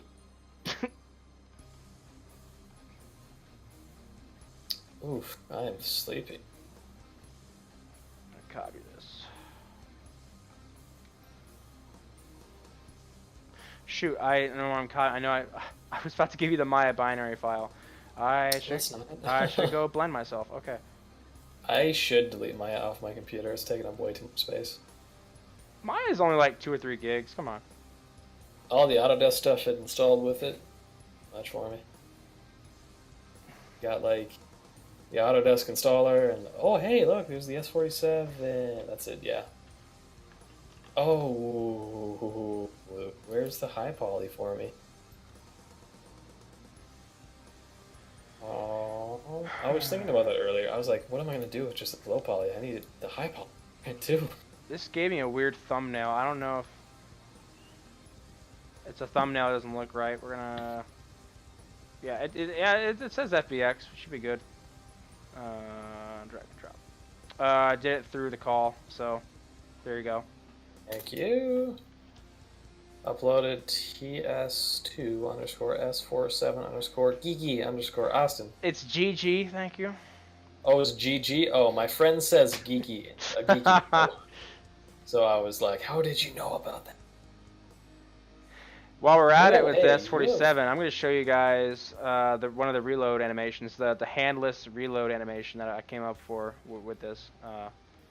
It's another field trip. We have 2 field trips in this Wait. session. Reload. Yo, I don't know what I'm gonna do with the low poly. I have to have the high poly too, or I can make my own high poly, I guess.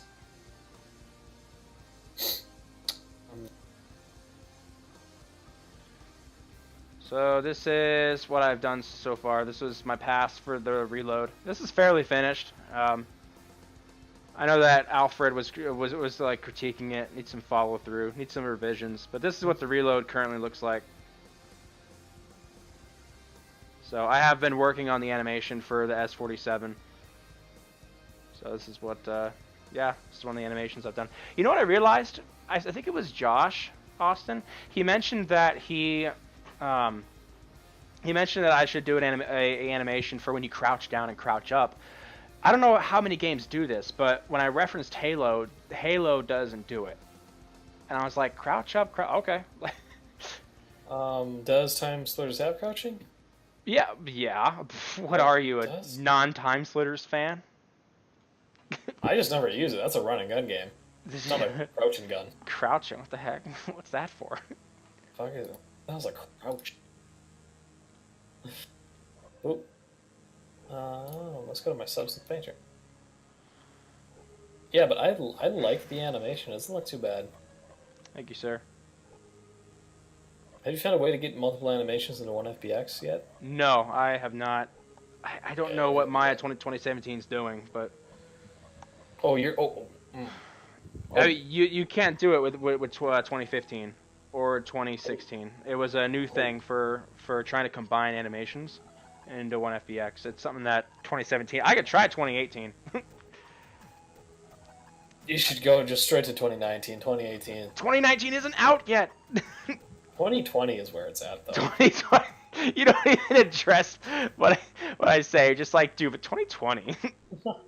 No, you know what bothers me to this day is, like usually Autodesk, they will like release 20, or they will usually release like the next 3ds Max first, and then Maya like a month later. I'm just like, ugh. You're killing me. Yeah, you see, Blender, they combine both 3ds Max and Maya into one software. You're lying. Called Blend. The best of both worlds. You're right. Just kidding. I've never used Max, so I couldn't tell you how it is.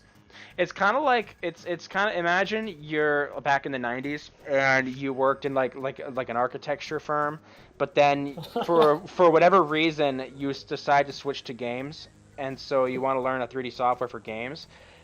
Go to 3ds Max because it's tailored for people learning modeling that are also in like CAD or like engineering. It's much more tailored for that kind of person versus just a straight up artist like myself. So yeah. So just the way it's laid out, and it's all gray and stuff. You know what? Field trip number 3. You guys want to see what I'm talking about? 3ds Max. We're gonna. Yes, I have it on my computer. I know. I'm sorry. I'm a terrible person. I'm not getting. Look, man. I play games.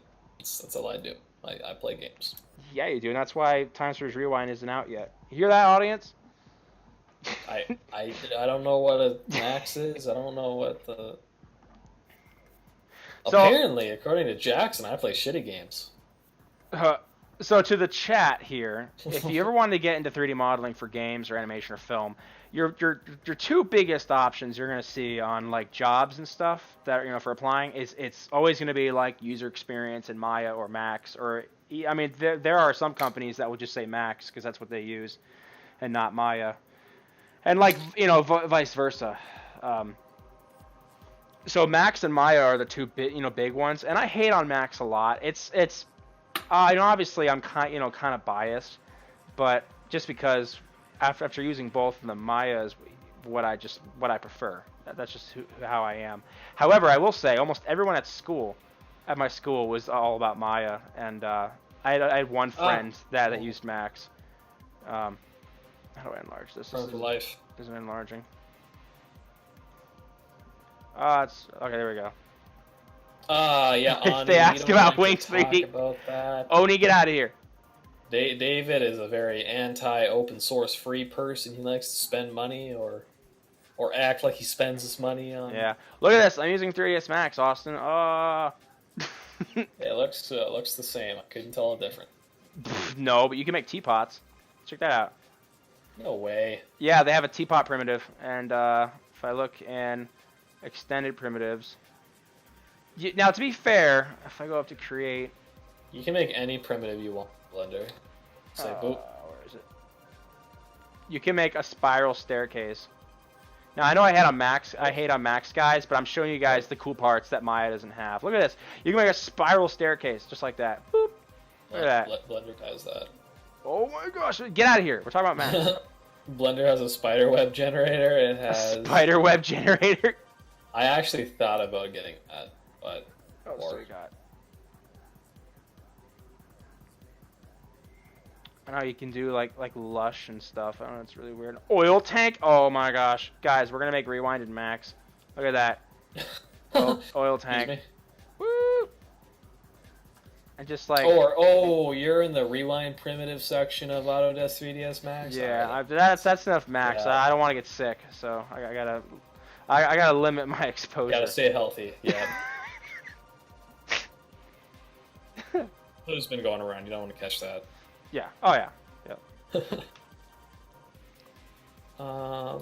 Yeah, I don't know what to do for the S47. Like, I had a good grasp with my Save and quit. sniper, but can save and quit. I could, but I'm not about that life. Whoopsies. I'm sorry, bud. I made some progress in their grip, but I think I'm gonna hop onto a different So- section. What are you going to do with that? Save and quit. Okay, good job. Hey, I'm the one with a college degree, which means I know what I'm doing. Yeah, I don't have one of those. That's okay. You're farther along than I was at your age, dude. Seriously.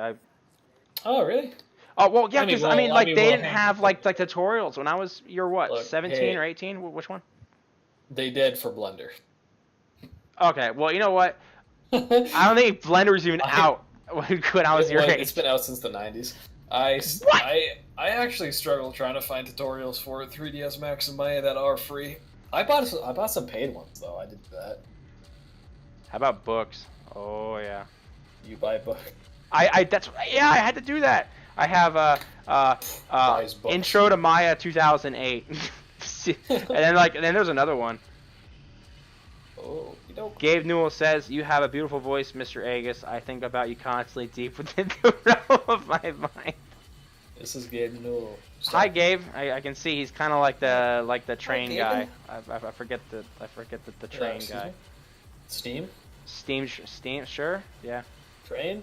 Steam train, yeah. Okay, David. I don't know what's going on. I'm sorry. I heard train and I'm. Excuse me? No, I said train, like choo-choo train, like choo, choo. What about the choo-choo? I don't know. You should feed it. Feed the train? Yeah, feed the train. It needs coal. I don't even know what's going on anymore.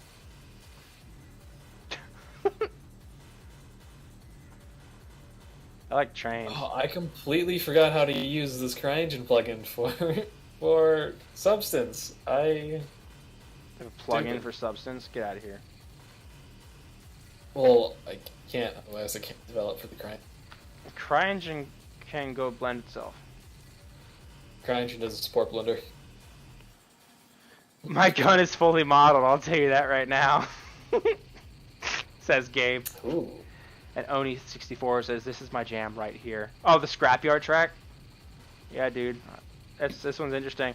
You know what's funny? This one time, a buddy and I were like spending the night he was spending the night at my house. So maybe like 5 years ago. And I'm like, dude, we have to wait. It's like 3 in the morning. I'm like, dude, we have to wake up at like 8. This sucks. Like, I'm like, I should just find some of the most annoying like music on my phone to play as an alarm clock that'll piss us off in the morning. And he's like, do it. So I did Scrapyard. I think it's one of my alarms. It was awful. I'll tell you something. So my manager, my assistant manager, not a lot of people know this, but he actually had a little rap group that he went with What? years ago, and I found it, David. I will send you this along with the picture of me from like a little very thick little boy. Or I'll send you that one. Oh, it's so cute. But, it was the best thing that I ever heard because he was really really aggressive with his rap. And it was it was hilarious. Like I can't say the name, and I can't play the song, but it was funny. You sent me a picture, right? I have not sent you a picture, but I will sometime.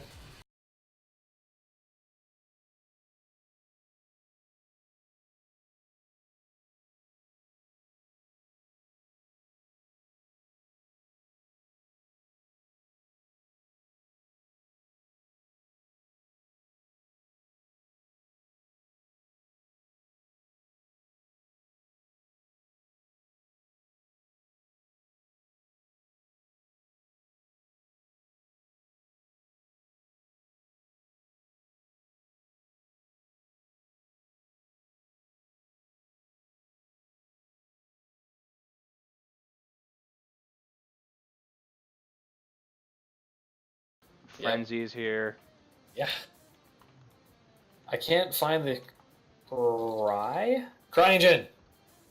Yeah, let's load you up. Come on. Fun fact, I don't have much of a filter sometimes. You don't? No. You know me, come on. I know the streaming, David. I should get some alcohol. This would make the stream a lot better. That would not. I got something right next to me that would make it better, but What, time splitters? Stream. Exactly. My Yes. PlayStation 2. Yes. That's exactly what I was gonna say. Alright, how do you reset the user interface in this? Save and quit. Oh, Go up reset to UI. window, help, I don't know. This grip is looking better. That's looking good. Shader parameters? No. Alright, this foregrip is trash. I don't know why it was made this way, but we're gonna... Oh. PBR spec glass and CryEngine. Yeah, we got it working. Or... Oh god. I think I broke it.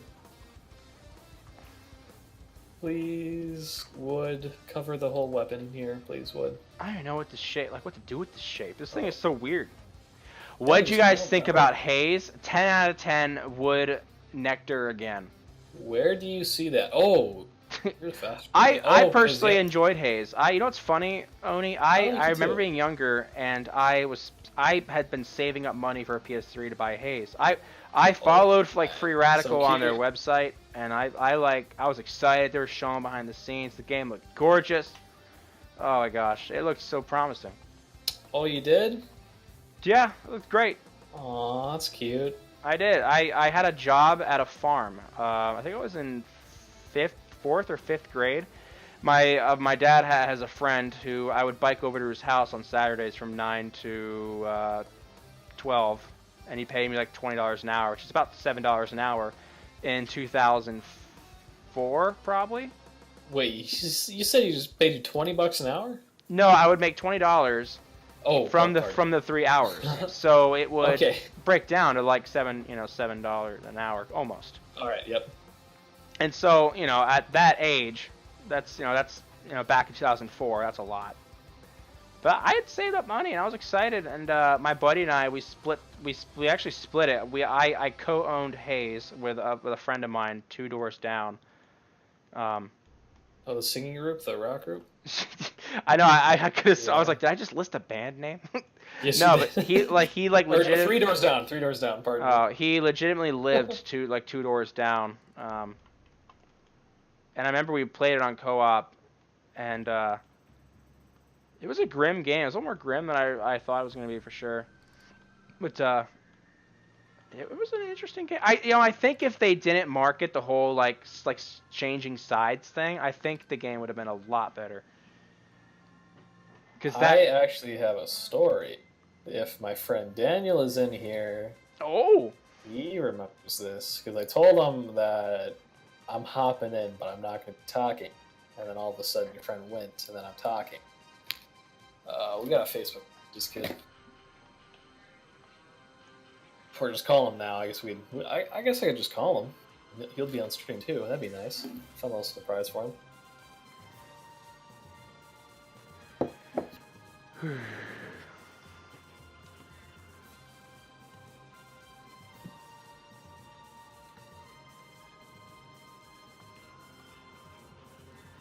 Alright, so my computer is fine now. I can talk. Cool.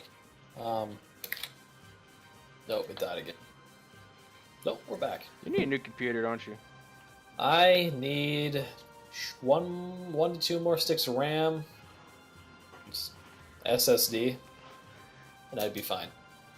I think I played Haze online once, the Oni, and it was really late in its cycle. I remember just getting sniped by someone camping. I think it was the Nectar Caves map. That map was cool. You know what I will give Haze was driving the vehicles, like the box cart, I think is what they called it. That thing's top speed was ridiculous. That thing would get some serious speed. It was fun. But they didn't have enough maps to really drive that thing around. I remember one map towards the end of the campaign when you're in the mountains. There's a space. I think you show it for a brief, really short shot in one of the trailers. You can kind of see it. It's like a big open space, and there's a big hill that follows it. And so you can just I remember playing with the vehicles, in that space. That was one of the few things that they did well. You know what? Actually, what really made me appreciate Haze a little bit more. I remember one time I had lost my gunner in the box cart when you're playing early on, when you're playing as on the mantle side or whatever. And ordinarily with a lot of games with mechanics like this, the body just falls through. It just detaches from the vehicle and it falls through and it lands in the environment. But I thought what was neat is that when the guy died, he was just he was still attached to the vehicle and he was leaning over the edge of the gunner seat. And what was even cooler about this was that when I got someone to replace him, there was a different animation and the guy would climb up to the turret seat and just grab the body and throw it out. And I was like, no way. Now granted, I'm sure more games are doing cool stuff like this now, but you got to think 10 years ago, that's kind of cool. Yeah, oh, definitely. And I am going to have to completely destroy this conversation and reply to Jonathan Sancha's comment, favorite PS character. Oh gosh, I like the crop light a lot. The Scourge Mine splitter. Fucking Captain Ash. Captain Ash. Which character. One? He was really weird. He was really weird in the first game. Play much Time Splitters 1 or 2. I played Time Splitters 2, but I don't remember the characters too much. The best thing about Haze is realizing you can use the cord of your controller to hang yourself from the crap experience Haze was. Oh my gosh. Looking back on it, Haze doesn't look like too great of a game. But I want my friend Daniel. It's definitely dated. Oh, definitely. Yeah, he hasn't. I didn't. So I guess I'm gonna have to talk about him without him here. But he's a puppy. Watch that later. It's cute dog videos. Wow. So with Haze, me and my friend Daniel, I was at his house, and I think we went to his dad's friend's house, and he had a PS3. And I forgot how old. When did Haze come out? 2008. 2008. I was 8 years old when I went over to this guy's house. We were playing. Oh, stop with the questions. Hold on. Let me finish this. So we were hopped on and played his PS3. The closest thing that I've played to an actual modern console was a PS2, and the only games I had was Area 51. Let's reference my stack of games I have behind me: Black, Gran Turismo, Star Wars, and it was weird playing a PS3, but he had the Assassin's Creed game. I was like, what is this? Ooh. And it was so much fun. And he had Resistance, so we also played that, and I was like, holy cow, this is my favorite game. but it was never on Xbox, so I couldn't play it, which I was kind of sad about. And then we actually got to Haze, and I was like, whoa, this is really familiar. Like, I know I've seen this game before, but I think I've played it before somehow.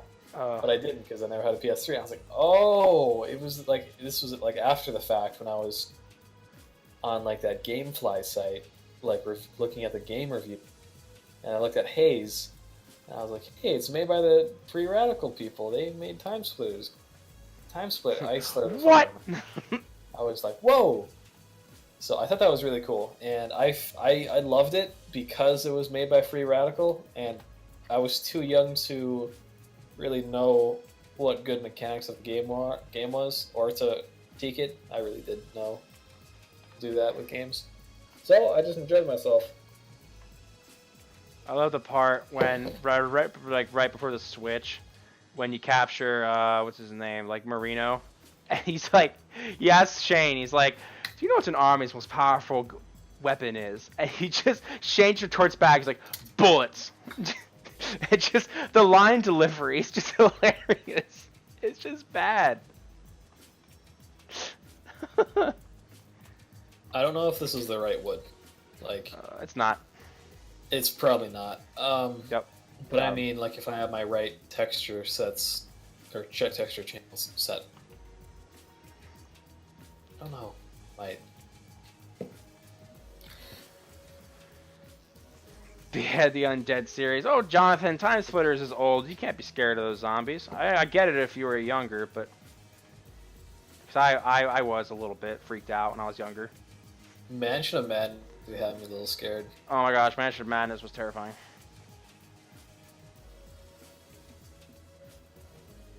Oh yeah, Darius, I know what you're talking about. And I remember it's funny because it seems like there's an endless amount of sentry bots fighting you in that assault mission on Scrapyard. But it's like, you look at it, and it's only like 6, you're only facing like 6 bots. But man, those turrets at the beginning. Oh man, those turrets.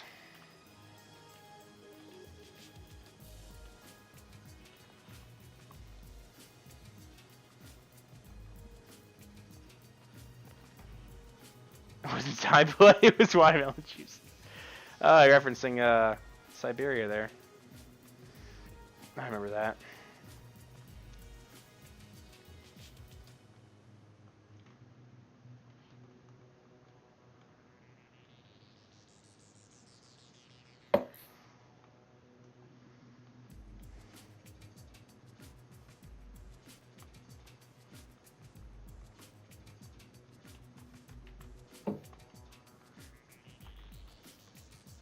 I like this synth part from the TS2 industrial track. Do you want to know how much of a Time Splitters fan I was? I would listen to Time Splitters music on the bus back in like middle school. Yeah. Oh yeah. I loved it. I still love it. Except I don't ride buses anymore, so.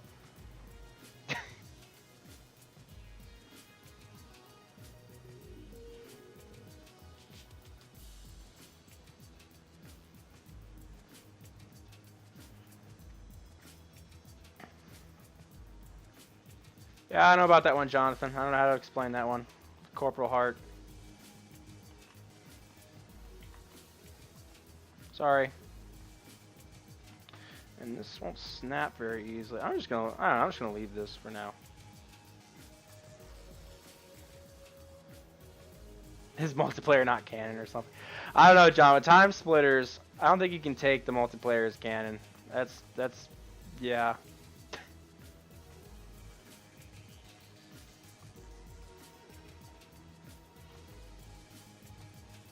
What is this? Oh, it's the, oh.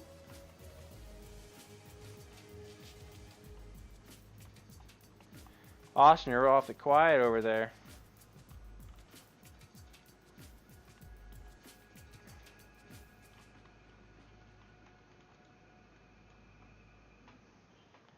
Monkey emulation. I know there was a virus mission on Nightclub in TS2 that was pretty difficult. I remember, I think you had to last like 2 minutes for gold, or 3 minutes. I don't remember which one. I remember just eventually reverting to going to the starting area. and just. I think I'm back. Yeah, I think you're back too. This CryEngine shader for Substance Painter is not agreeing with me. Oh, what else is new? Yeah, the whole time, completely destroyed my computer. Oofta.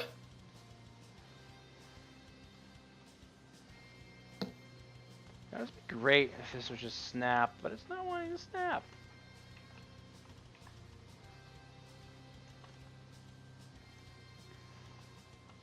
I think we're both running into some serious problems here. Oh yeah? Yeah, but the colors aren't showing up. Yeah. Team Fortress 2, not TS2. Darius, get it together.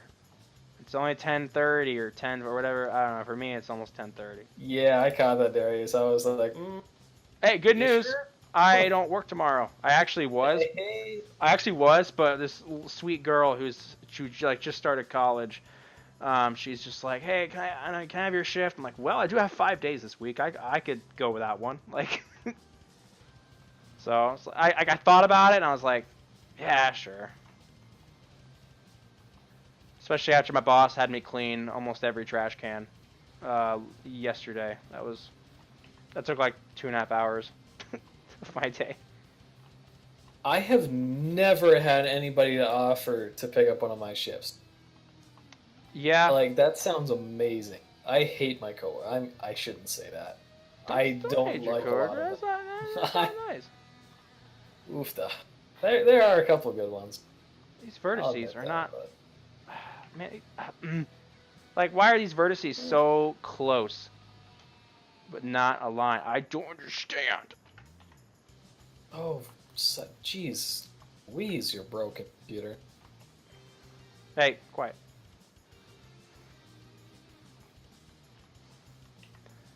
I was just working with this, and the tedious nature of modeling is just great. It's... try texturing, my man. I have to learn. I know I have to learn. One of these days, we're going to get on a call and screen share, and you're going to walk me through your process. I will try, but I don't understand. Like, oh, wait. I don't get it either. Like this... Anyways, I mean, like I said it earlier on stream, my strategy right now is just to model the guns to a near completed state, and then when the team's like, "Hey, we want to get this gun in," I'm like, "Okay, give me a week, and then I'll finish the model." All like when they ask me, like we'll go over the model and be like, "Okay, what needs to be changed?" This and that. So like the wood works, but the metal that I'm trying to throw in doesn't. Right. I'm trying to get the steel painted popping. Actually, do But that. it just doesn't pop.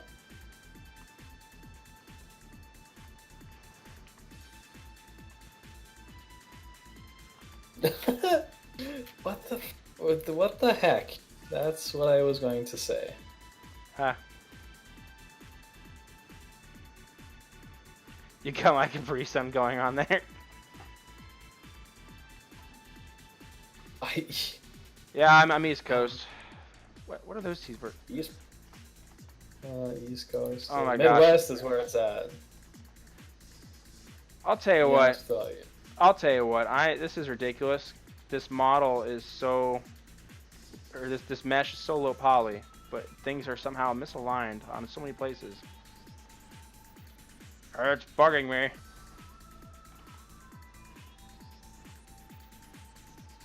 Like that's. Yes. Honestly, I'm just gonna like completely redo this part. I'm tired of working doing that. We're gonna make a new block. I don't even know why I spent this much time. I'm not as fast as I was the other night. There's the my man. Yeah, so Daniel, you missed it, but I was telling everybody the story about how you and I first played Haze, and how I had no idea Free Radical. Haze was beautiful. Haze was not a bad game. A lot of people didn't like it. Dante, what up, dude? Dante, I missed you. Where have you been? Wait, Dante's been in here before? I don't know. Alright. So if he has, then excuse me a little bit. You're excused. Well, thank you. Just like a tissue.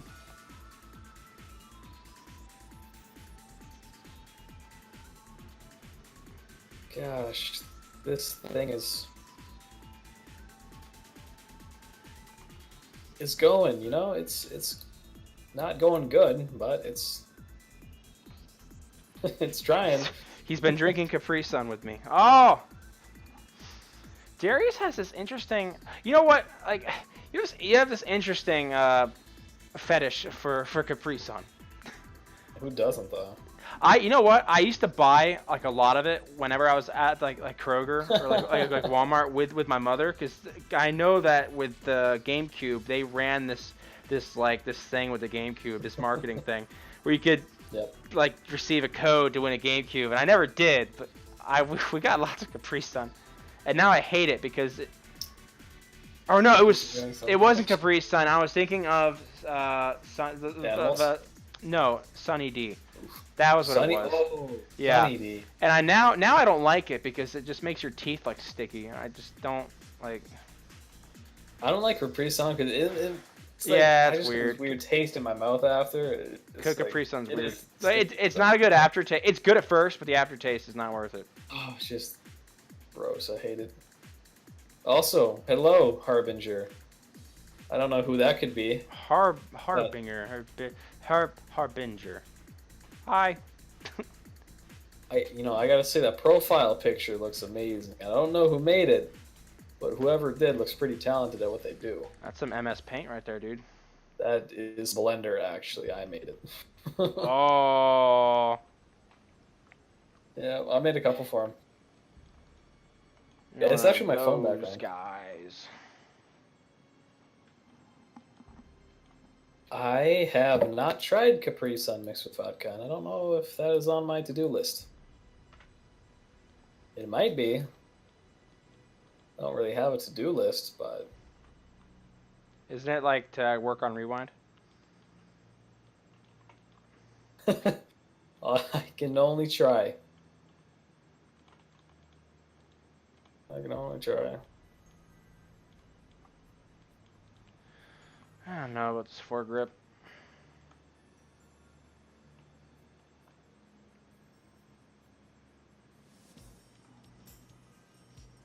MS Paint, got him. Ooh. Holy moly. Jonathan with his sci-fi handgun. Yeah. The shot's hitting you. He's like, Jonathan Sanchez says, Robot Factory, one of the few times where your own sci-fi handgun shots usually end up hitting you instead of the 12 chassis bots in the room. Yes. Daniel, what model am I doing?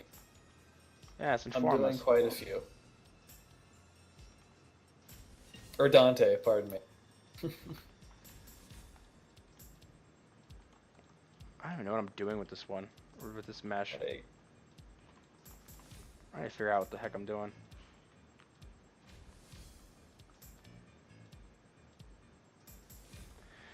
I'm gonna leave this foregrip for now. I don't know. I'm sorry. I don't know if you're joking, Harbinger. I can't tell anymore. Steve. Oh my lord, this isn't looking right.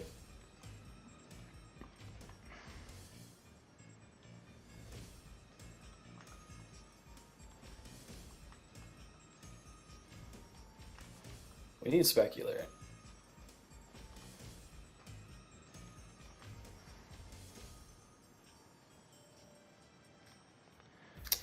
It's not like centered.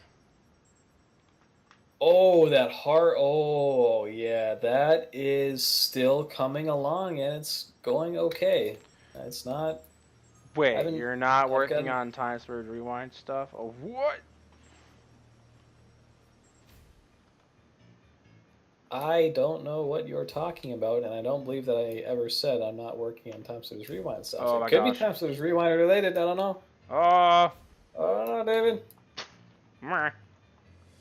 I'm gonna cry, though. This, Please don't. None of these work with the Cry shader. Except for wood. For some reason, wood looks amazing. Wood looks perfect. That's great. And then I do steel rough. And it doesn't. It just looks so plain. Oh, wait. Displacement, emissive, and height? That contribute to it? No, it didn't. Jeez. Should probably make where the actual bullet, the laser comes out. That'd be nice. Did you just say bullet? This is not Call of Duty, David. I don't know what you have in your mind. Shh.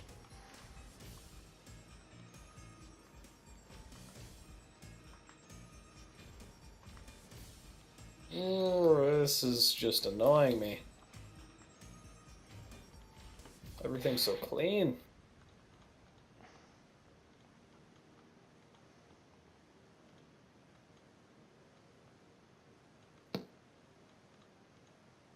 Ugh. Can we just use the sniper I made? Do we have to use the S-47? I mean, that gun's kind of fun when you get it.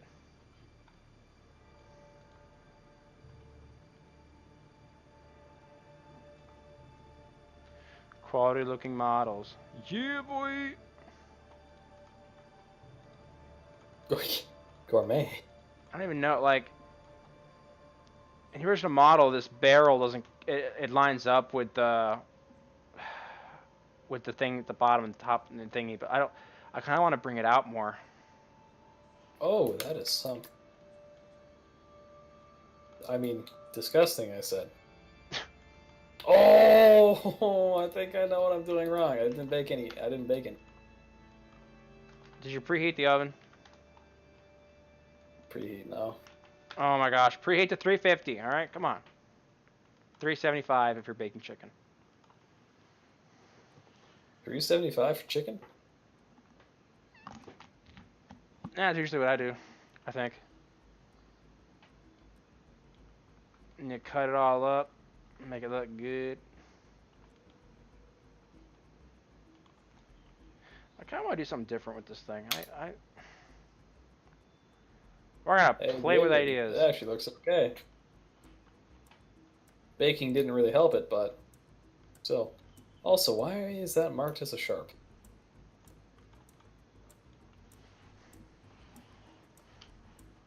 I think I have to fly through this model again just to make sure we look at. Okie dokie.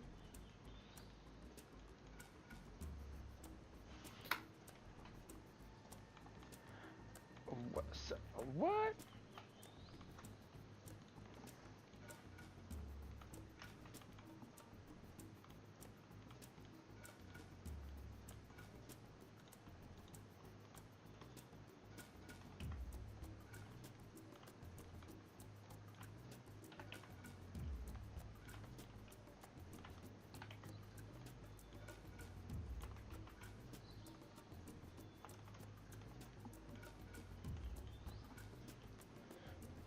Preheat to 110 for rabid bacterium growth. By science of the day. You know, that, yeah, that would do it. Was never much of a science guy.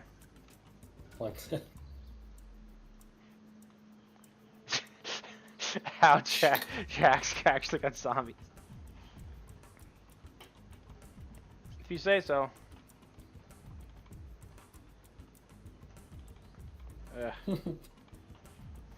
Oh, you look disgusting.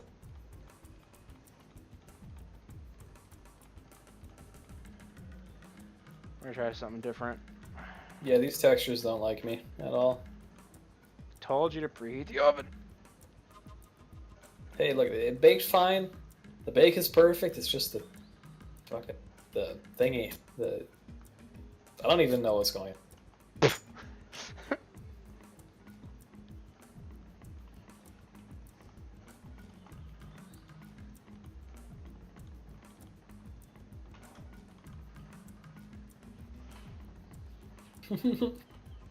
This is fun.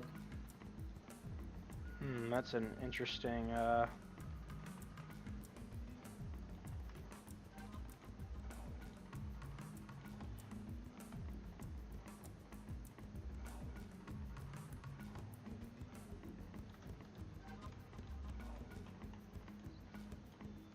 I actually don't have any control over where the dirt is with this.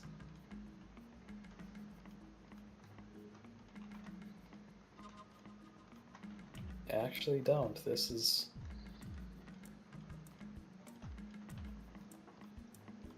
Substance is fun. Very Texture fun. and Illustrator. Be great. I don't know if I am up for that one. I took a class that had us use Illustrator once. It was, what was it? I don't remember what the class name was. I remember not liking it.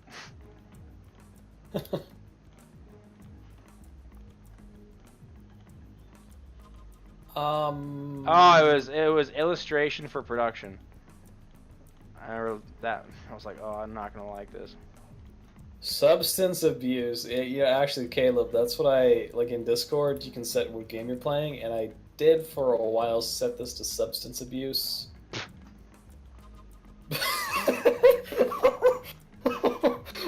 Time crystal net. Crystal net. Oh my gosh, that is a good one. I wish I could pin that. Hey, if somebody could make like a Breaking Bad meme of that, that'd make my day. Do it, chat. I'd love to see that. You got like 15 people. Do it. Someone has to know how to use something. Daniel, make that meme. I know Dan can. He's an artist. He's the bestest.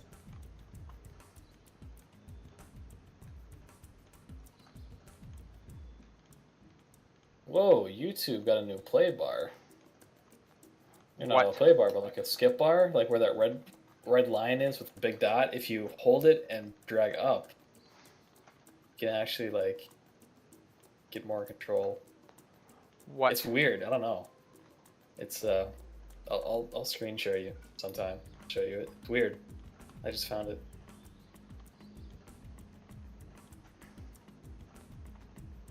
Someone asked me about Time Splitters maps on one of my videos recently. He was like, I can't find Hangar in Neo Tokyo. I was like, that's weird.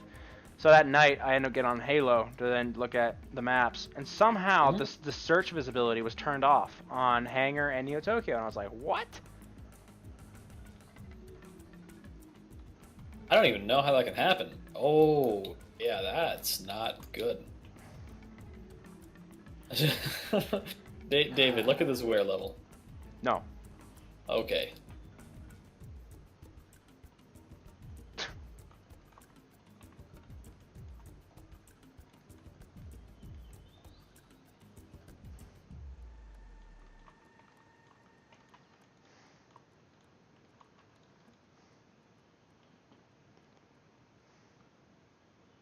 Like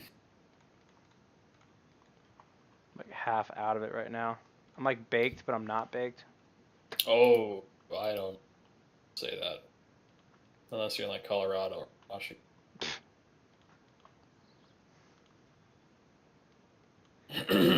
That's a little oofta. Nah, dude, like I'm not even like smoking or drinking anything right now. I'm just like, what am I doing? I couldn't tell you. All I heard was bake. I've woken up at 6 the past 2 days, and I'm just like, what the heck's going on? Why is this happening? Let's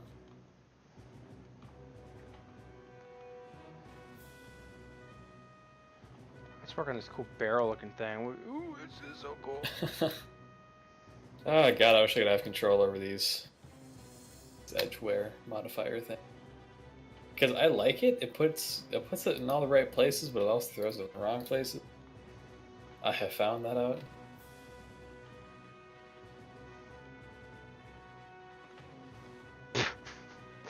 Harbinger, I'm not going to repeat what you just said. Oh, are you talking about the next second you're in a bed with a one-handed hooker named Steve? Oh, of course. You're not going to repeat that one? All right. Personally, that's like one of my favorite ones that Steve are just thrown out. Yeah, this isn't going well for me. To be honest with that one.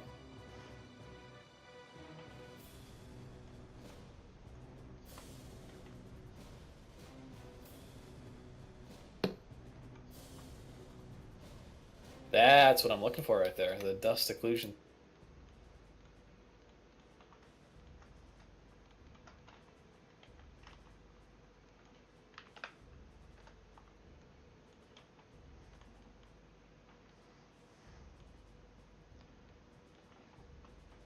I really think I gotta work on this grip.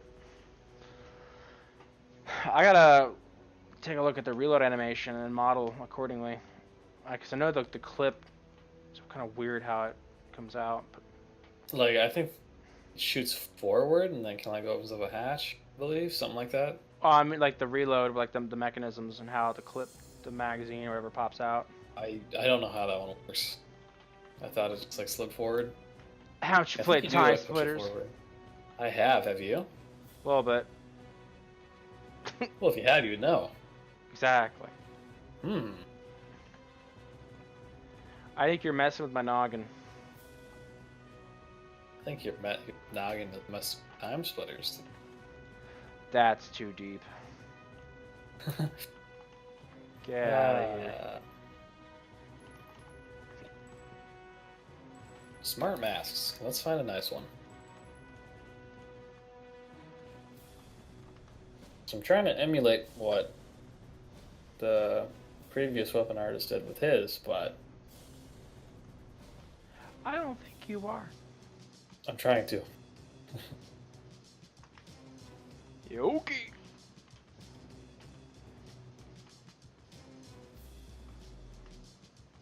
I'm trying.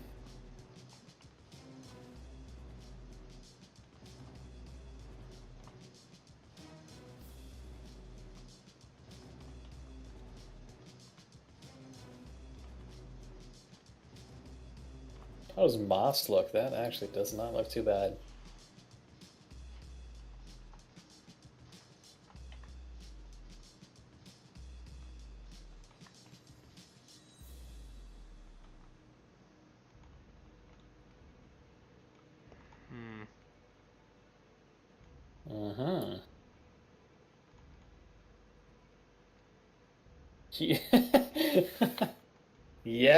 Yeah, Caleb. Keontae has been doing that recently. He likes to send the snaps like, hey, start a streak with me. And then he completely drops them.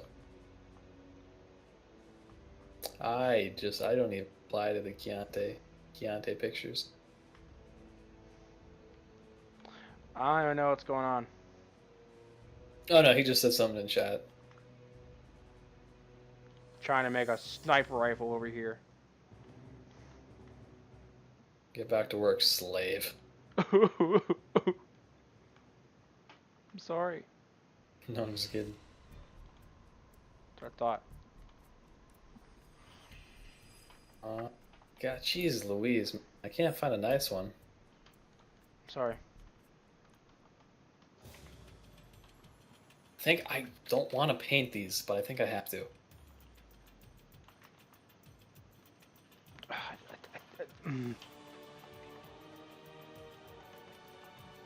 Oh, this is one of those tracks where I'd love to hear an actual orchestra, like choir, actually do it.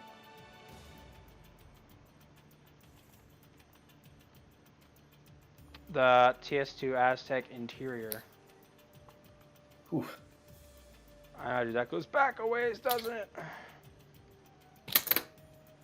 Boop. I played some Destiny 2 today with a couple of my buddies. Oh, how'd that go for you? It was fun. I finally got some boots at 335, and now my hunter is at 335 with the Nice. with the right set of guns and stuff. All right, so I just found out that I'm gonna have to have a high poly for this because there's a lot of parts in here that I don't have. There. Oh my. Dante, go get yourself a cold brewski. Terrible. Yeah. Oh my gosh, I gotta stand up for a moment. I've been sitting for like 2.5 hours. Oh. What the heck? Notre Dame boss music would sound great. That would. And I think if anyone I had to choose, the Scotland the Brave track. That won't be like legit. And the Temple track, the Temple from Future Perfect. That's pretty interesting. If I remember, that was did a remix with Godiki or whatever that weird techno guy his name is. I just found like the original S47 fork that is real, I believe. This looks. I don't even know what is going on with this, but that is a rare find. Harbinger says, I need myself a thick doink. All right. Interesting, Harbinger. Speaking of thick doinks, I gotta shoot you I gotta shoot you some messages over Facebook. I don't know what it is about what's going on tomorrow. No, I'm saying it's better to have something for the meeting. The meeting this week. Sunday, Tuesday. Okay. For the meeting, I can't attend. I don't think I can attend that meeting because I have my last day of work on Sunday. Oh, we better get something for me to show them, or like be like, yeah, here's what I've been doing, and totally not awesome. Oh, Dante. Yeah, I saw it. You've been doing a lot of. I'm sorry, I'm just reading what Dante said. You know what they say? Beer before liquor, never sicker. Beer before Xanax. How do we end up in Milwaukee? I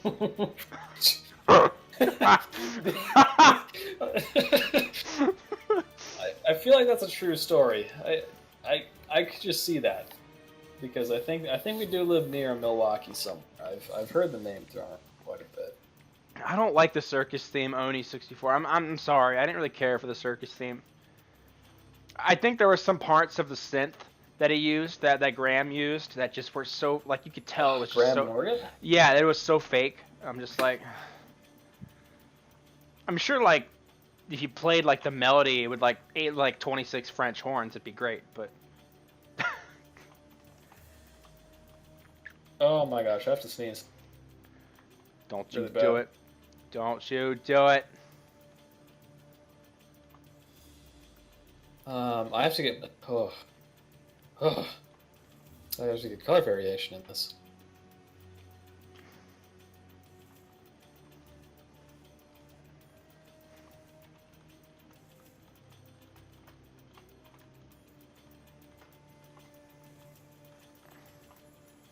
I am so gonna sneeze in a second. I'm sorry. It's gonna be straight into the mic too. It's just gonna. Oh no. Oh boy, it's happening. No, I'm just kidding. That's fine. Try this dirt.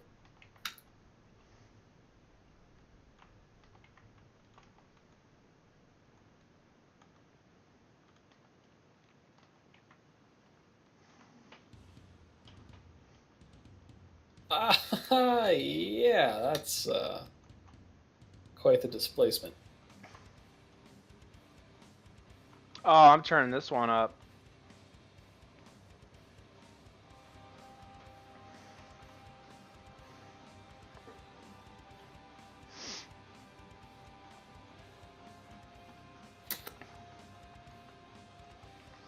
Dude, Aerithrum didn't do any Time Splitters remixes last year. I was so sad.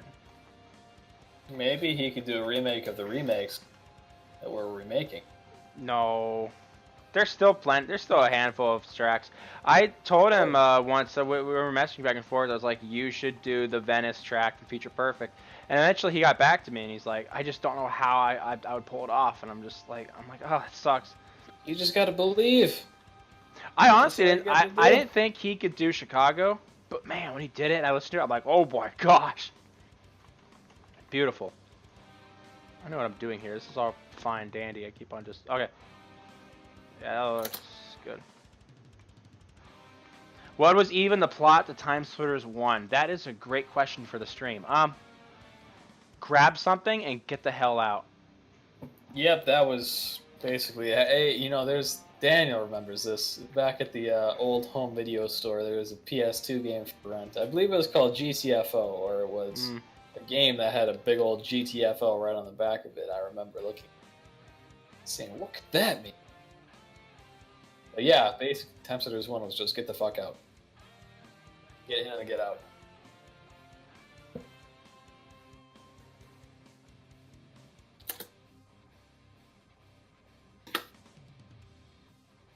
Oh, you actually recognize me as a weapon artist? Oh, David, that just gets me. Oops.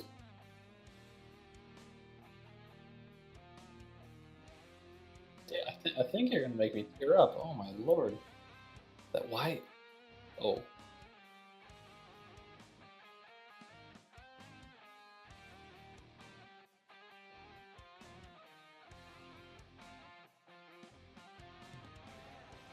Alright, I had to dip out for a small moment, but I'm back. Tortillas cause cancer? I cannot agree to that. Tortillas well, so do gummy bears and Teddy Grahams and Pop-Tarts, so... Goddamn right. Gosh darn, pardon me. I'm gonna say, that is your one use of God's name in vain on my stream, and you used it well. I was talking about gummy bears. Thank you. Yep. Oh no, I just deleted the steel that I wanted to keep, but it seems like I do have to delete it. Jesus loves you.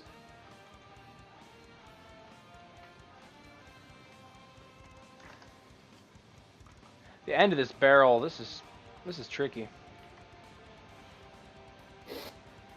CRT monitors also cause cancer. I can bump that. Well, shoot, I played a lot of Roller Coaster Tycoon and Sims and all kinds of games. Time splitters, oh boy. But I don't know, you play those CRTs. What's up? You didn't play those on CRTs, did you? I played Skyrim on the old Apple IIc computer. I don't know if you'd count that. Hey, speaking of circus, Oni, here you go. I don't know if I'd count that though as a CRT. Honestly, I don't even know what a CRT is. I just see some. It's those screens for computers that had to like they were fat on the back end, and they're those? Oh, yeah, those are CRTs, yeah. And they would make the funny static sound when you turn on the screen. I still have one somewhere. Yeah, I think I have cancer. I still have one of these actually. Oh my god, I still have one. Suddenly, everything makes sense. Is that person playing PUBG? Oh, it's Halo. It's always fun to do. I should break out the old Apple II. Do it. You get that boy going again. That was a lot of fun. It's in my attic though. I don't want to get it.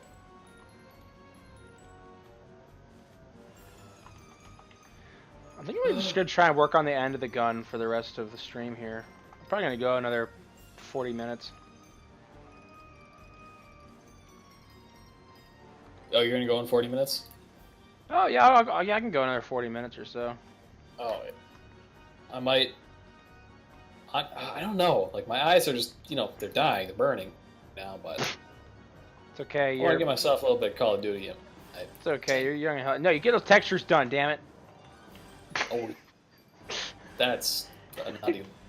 We gotta have something done for the meeting.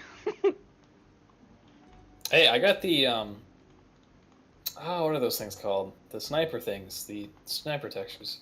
Oh, those are done. Sweet. I can't. Yeah, more or less. I need to figure out the rigging on that and at some point. They're not started. If that supports it a little bit.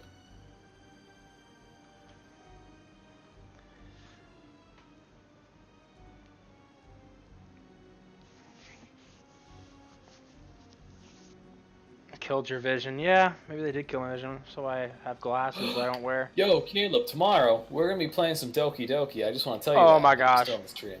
Have you played Doki Doki, David? No, we talked about it before. Remember your Doki Doki Discord group, and I was making fun of it. And... Oh my gosh, I actually did that. I am still active in Discord. Like we I don't know if anybody here has played Doki Doki, but with the characters, I think we each we chose our favorite characters. So mine was Sayori. My other friend Josh was also Sayori. My other friend Josh, Natsuki, and then my friend Kat is Monica. I'll play. Yeah, Caleb's gonna play. I'm excited, man. Caleb, honestly, I think you're gonna like that game. Like, I don't know, because you joke so much. I don't even know your sense of humor anymore.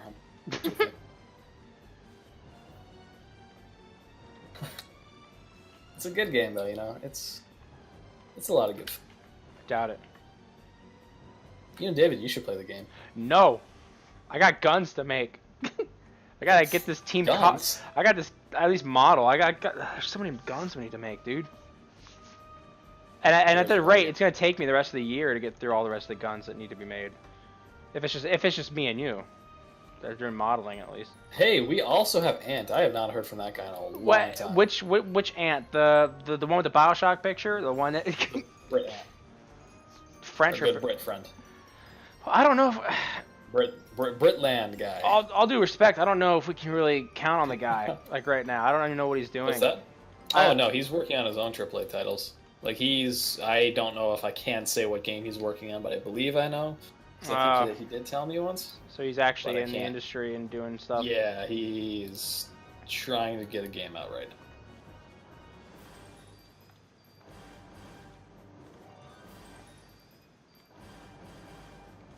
So one of the ants did the mass out for the starting area of Siberia, if I remember. Yep, that was French Ant. French Ant. Bye, Harbinger. I don't even know how we have two Ant. Oh, my boy is leaving. I'm gonna hop out and maybe back later. Oh, well, thank you. And thank you for sending the stream to Caleb, Daniel. I'm certain that you did, because I don't think Caleb just happened to Google himself. Time Splitters Rewind. What am I trying to find? You know what you mean? Time Splitters Rewind, Doki Doki Edition. And Doki Doki Edition, yes. Pardon me, I forgot about that part. That name just sounds ridiculous. Dude, it's a good game. I won't discount it, but...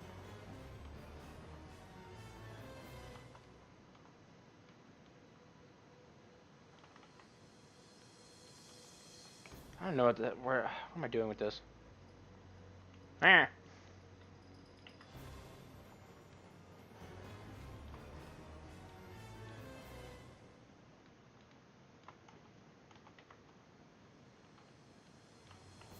I want to go hop on some Battlefield 4 a little bit.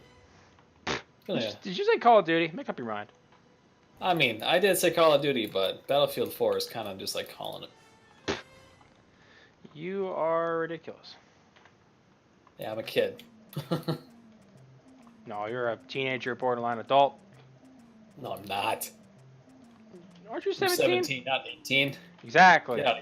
You're getting there. What'd I do to be 17 again? It's just weird being like the youngest member. Everybody's like older than me. You got a lot of it's weight. It's actually a lot of fun. A lot of weight to pull. Yeah, I actually do, and I'm not liking it all that much. Actually, I don't really have a lot. I don't want to say that because I really don't, but I do, considering my current issue with my graduation, which it is going, but I mean, hey, if you keep working at it, classes. I mean, you're in a really nice spot where you're getting started with some kind of game experience at a really early age. Oh yeah, I'm actually really excited because I can say that I worked on Time Splitters Rewind. Great. Don't want to bring the hype up level a little too much, but it's going to be good.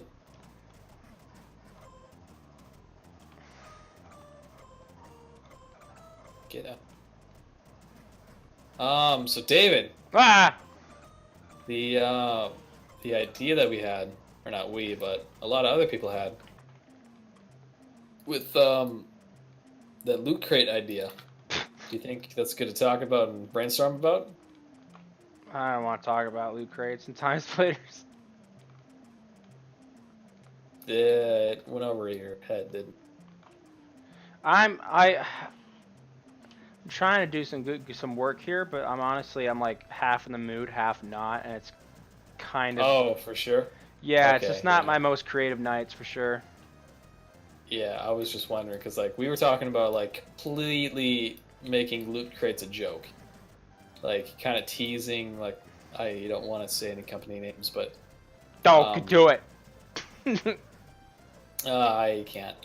But I wanted to talk about like how we can make loot crates into like a joke for time splitters, kind of like make it a lot more satirical than what it is currently. Make it where you opening up, you're peeling a banana, and there'll be some like the loot crates are bananas. No, so the idea with their loot crates is that with Time Splitters 4, they kind of poked fun at Halo. Yes. And the idea has been thrown around to poke some fun at loot crates because that has been a huge issue with games. Ginormous issue. Today. And it's always fun to poke fun. Yes. So I want to think of like a way that we can do that because I was brainstorming with Dante earlier today about how we can do that. Trying to get some ideas out there.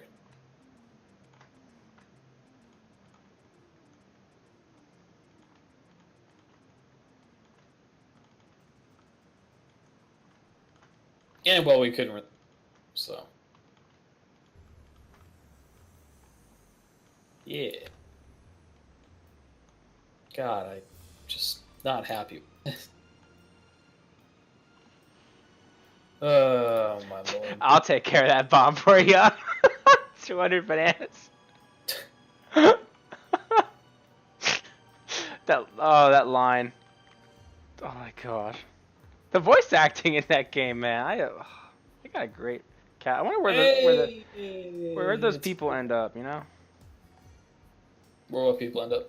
The people that voice acted for Time Splitters. Like, gotta wonder who they are and what they did. Like all the minor roles, you know, all the the wackos. I believe they're like kind of just like ordinary people that like friends and family that they just said like. Hey, I saw a post actually from Graham Norgate. Oh.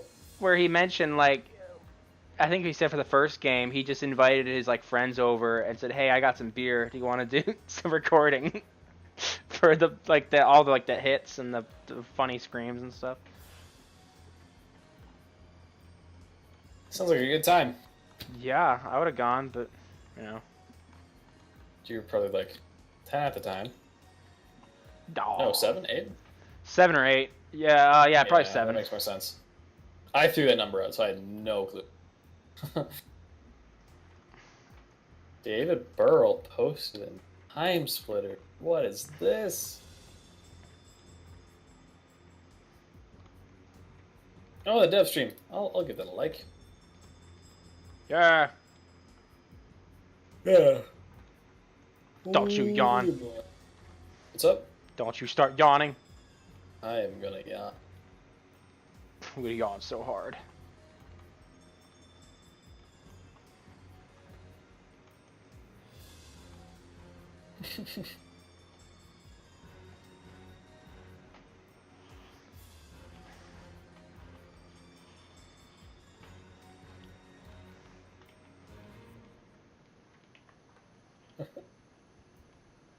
I gotta love this Facebook post. Good fun.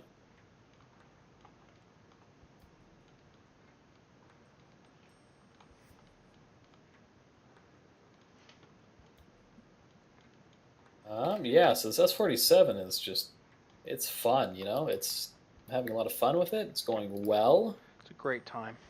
No, I'm kidding. I want to cry. I want to cry on an engine. I get it. I'm making a cry joke, but I can't think of one, honest to God. I don't know. Honest to my Lord and Savior.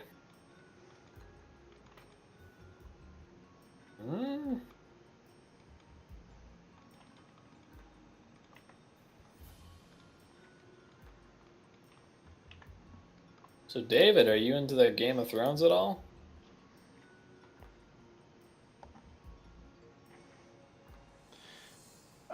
Sorry, I'm texting.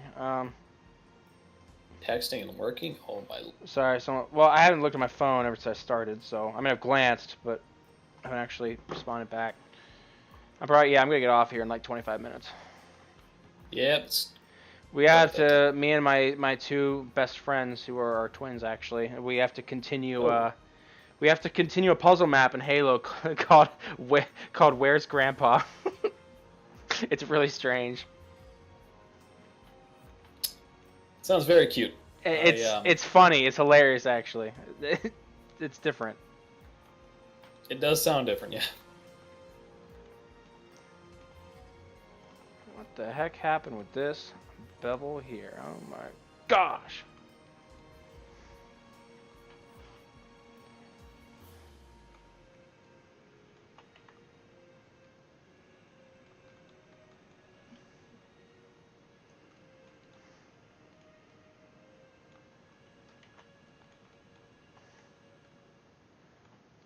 Oh, man.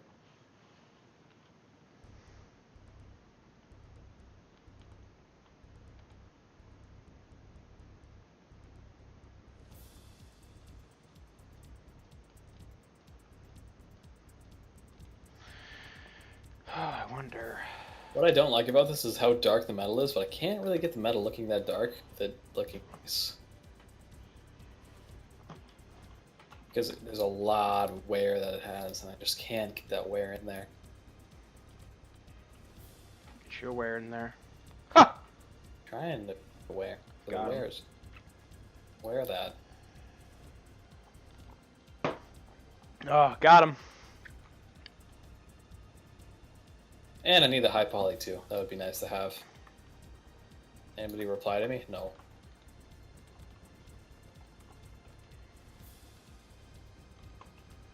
Oh, Jose popped in earlier.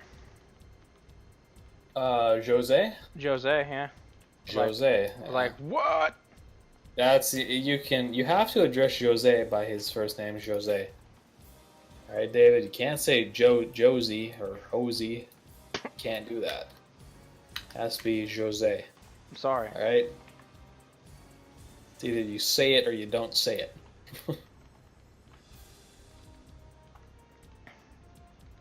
No, I'm kidding. Can you say Jose though? I just call him Jose. I used to call him Jose, and then he actually did a little how-to, like a screen sharing thing, and we were like trying to nail his name down. And we're like, how do you say your name? He hasn't done that with me, Jose. so Oh, what's that? he hasn't done that with me, so I must be someone special, or he just didn't want to embarrass me. Hey, yo, you're saying my name wrong. Oh. No, he's really polite. He doesn't do that.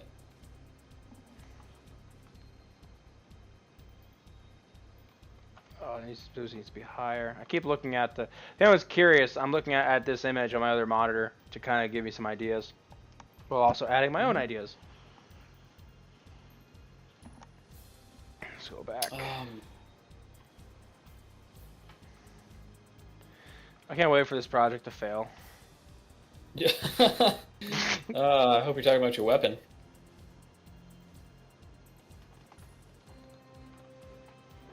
That's okay. a thing that I'm sure that I brought up last time we were streaming. This is the reason behind Rewind.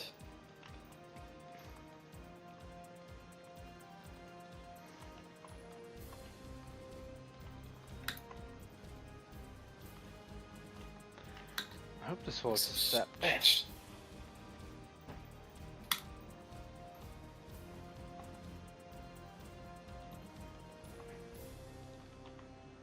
Put a couple dash of paprika in here, some salt, and some cumin. ready to bake. Some cumin, yeah. You know, I always giggled at that word, cumin. I took out the M-I-N on the last part and just died laughing when I was a kid. I was just... What, because you knew that word when you were a kid? Oh my gosh. Ah, man. Yeah. It's, hard knock life. What am I doing here? Okay, so... What am I doing here? This piece... Feel that.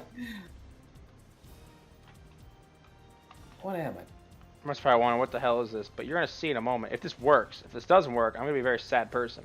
We're gonna find out if this works. It looks. Oh, sorry.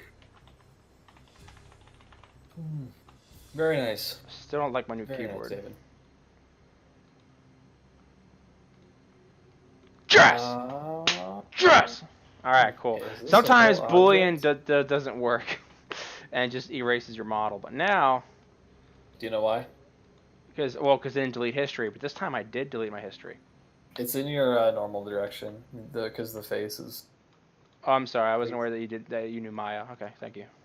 Yep, no, I'm just familiar with the Boolean system. Okay.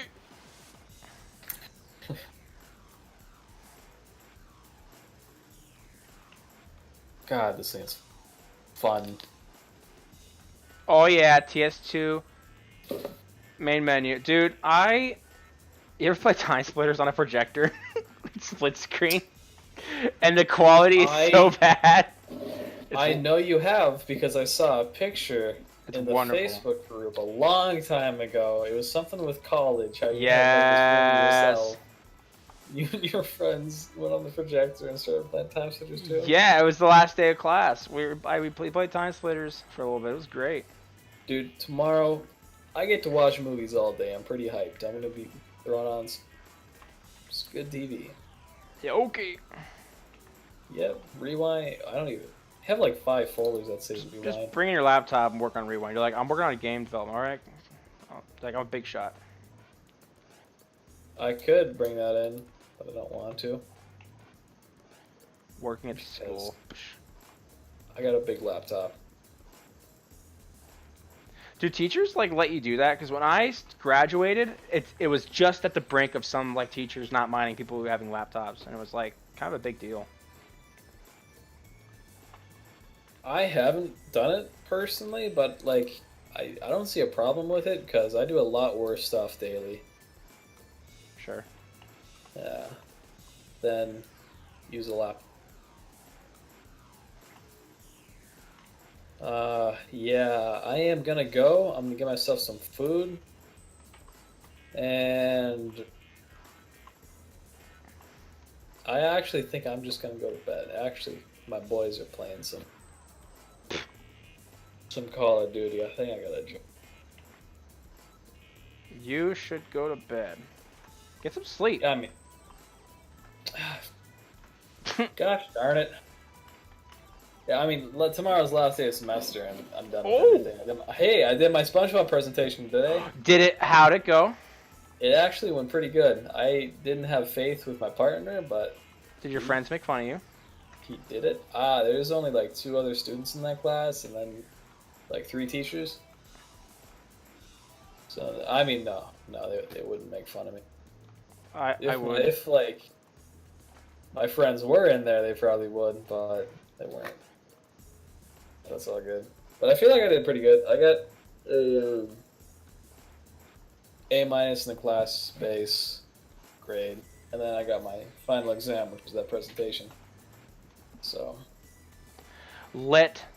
I'm pretty happy. I've never gotten an A before for any like That's awesome. quarter or semester grade. It's crazy, yeah.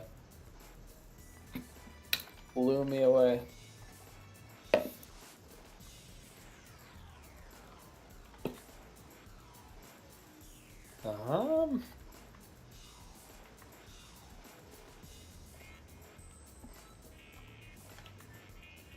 We have so many guns to work on. I know next month for February, I want to get the TS2 and TS Feature Perfect plasma auto rifles busted out in February. Yep. And the sci-fi handgun from TS2, that one needs to be done. Yeah, that one. I saw some talk of that. I could possibly get that started next week. I can if you want to, go for it. Shoot, get 4 guns like roughly modeled out in January. That would be awesome. Hey, Dave, did you watch the video I linked you on Facebook of the Ian Lloyd Del Cruz, his video? I think I forgot. I'm sorry. Oh, you didn't watch it? Oh, I said. Oh. I think. See, here's the thing. I think I'm a terrible person. Whoa. These polys are all janky. This whole section right here is janky. I can't stand it. Like, oh gosh, I am having trouble actually like believing this guy is because he makes add-ons for Blender. Let me actually get it for you.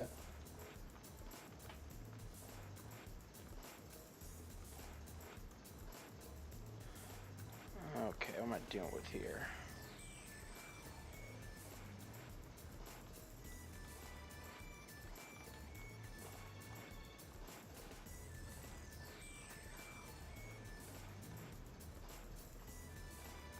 Oh my gosh, this thing is crazy because he has like a ray casting boolean that he made. No. It looks so cool because all you do is like draw this shape in it.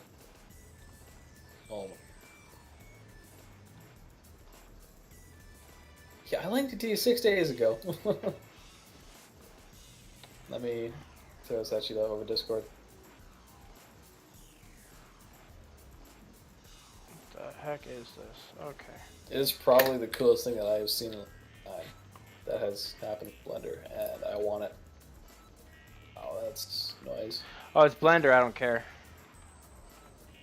I'm kidding.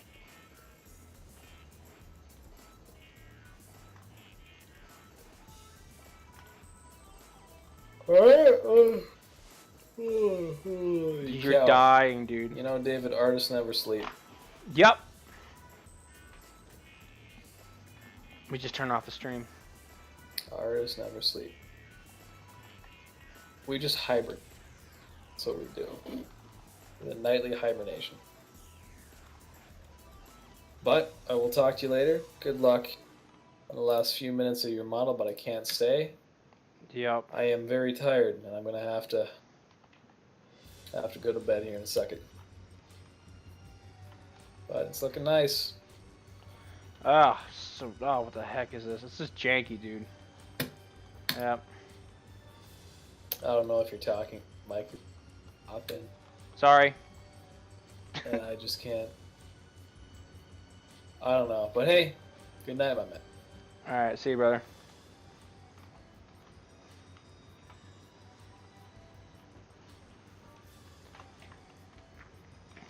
I forgot to say goodnight to the chat, too. Oh my gosh. 8 people watching.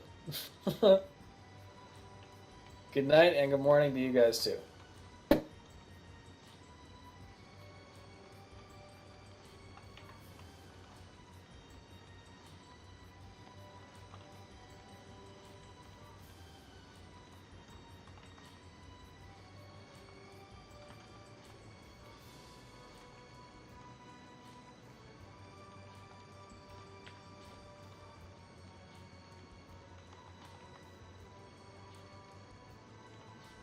Well, now it's just me and the chat. Hey, anyone here from like 2 hours ago? I think we started at 8 o'clock. Anyone like from like the beginning still here? You guys are crazy. What do you guys do while like if you're tuning on the stream? What do you guys do? You guys like work on your own stuff and play on your phone? I'm curious.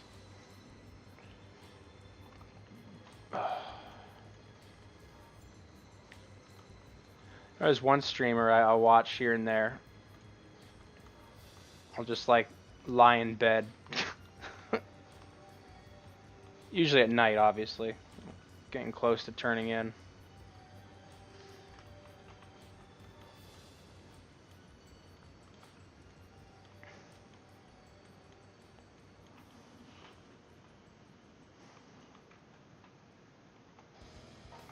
Oh, this whole section is a mess. Oh, all these vertices. Oh my gosh.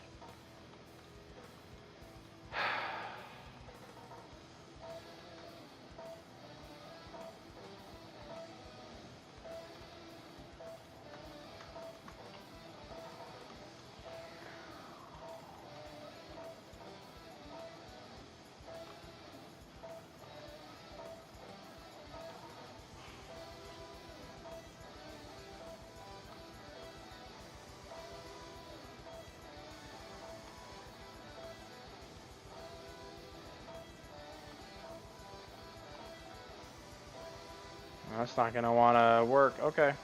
Alright. Yeah, probably go another 10 minutes or so, guys. This is getting close to the end here.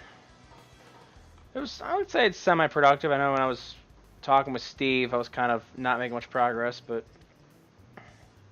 I just started this 2 days ago, so I think at this point, only 2 days work. or a time span of 2 days. I think this is stellar progress, though.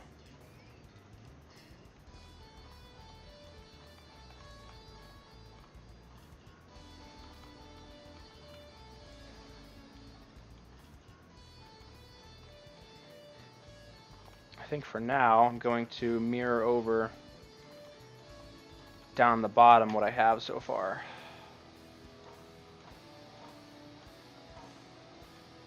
Probably trim this up, get some beveling going.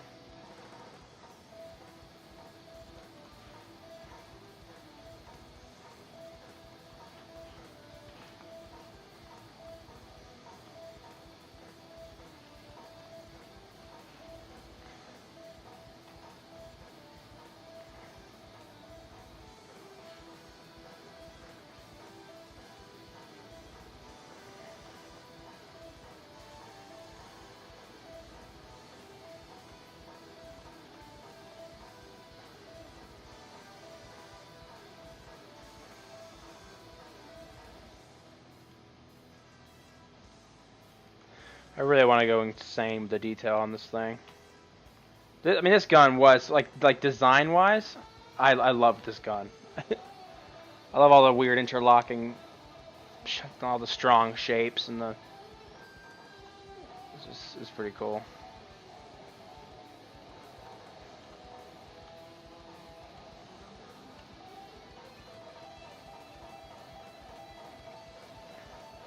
Anyway, I gotta mirror this over.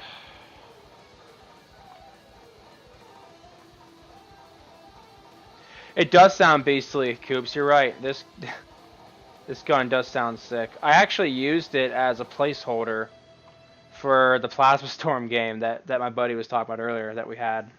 We actually used that as a placeholder for like almost 2 months for the sniper rifle. Because for the first like 6 months, every gun sounded the same. I was like, hey, for the time being, can I just get a placeholder in here?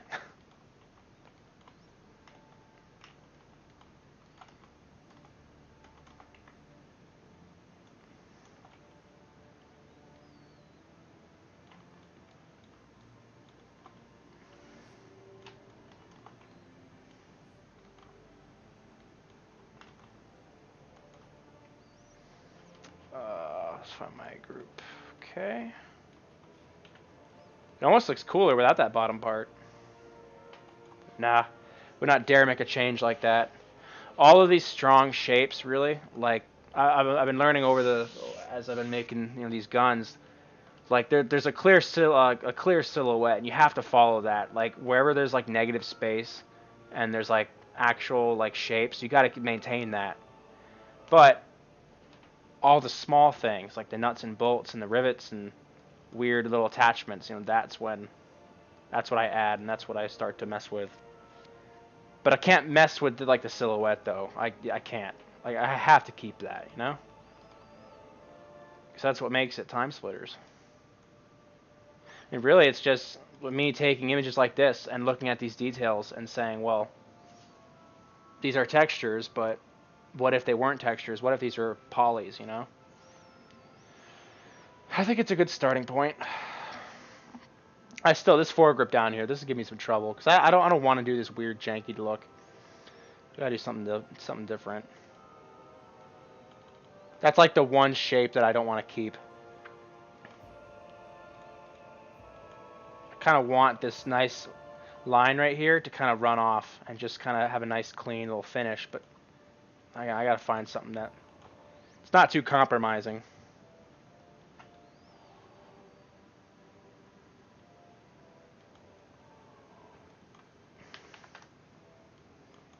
And there's that.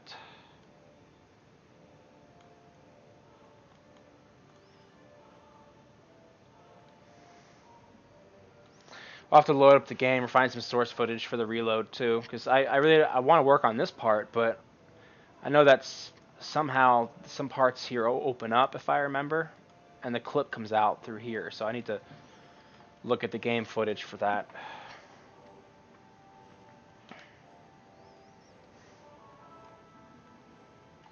You might need a trigger. Yes, I do.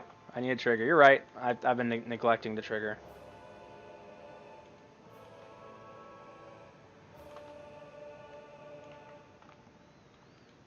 This is a really thin section here.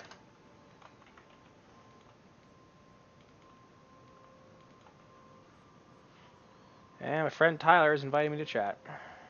Not yet.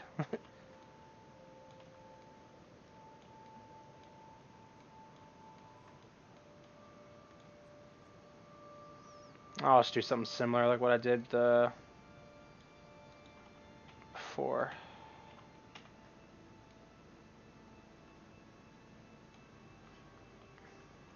Actually, I messed that up. Need 2 more.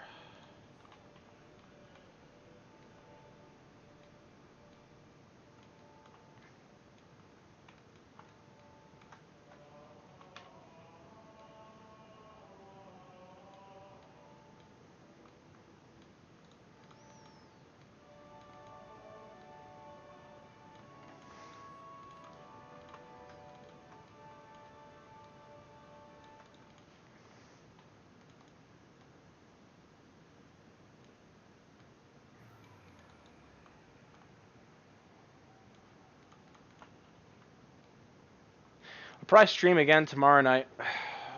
No promises, but it's very likely at this point.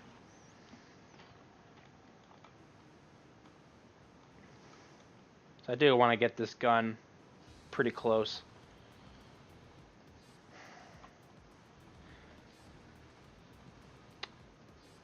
I'm gonna set up some lights and a camera and do a render and call it a night. So if you're only here for the modeling is done, I guess, for tonight. This is my outliner. Things are fairly organized.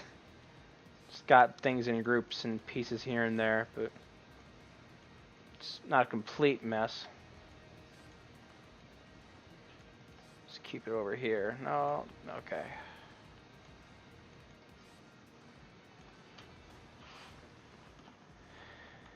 Oh, jeez.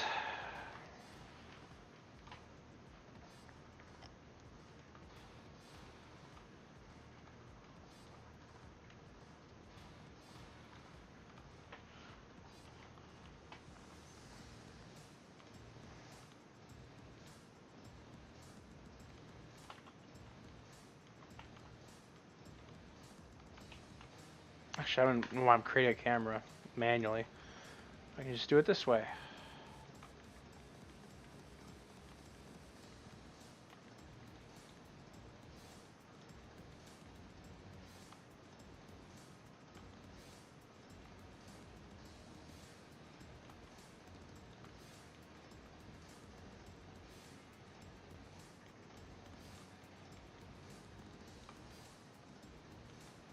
I don't know what my poly count is at. Let's check this out. Oh my gosh, I'm at 14,000 faces. Oh, that's with the reference. Yeah, I'm pretty sure that is with the reference as well. But the reference isn't even that much. That is really high. A lot of these cylinders is what's hindering it. That's alright. It's really more like 12,000. I didn't think I was that high. Not even close. That's, you know, it's probably a lot of these little bolts right here. Yes, that's what it is. These little bolts that I made are 210 polys each. To be fair, they are pretty smooth. I'll definitely have to redo the bolts. Okay, let's see what I'm doing here. Create camera.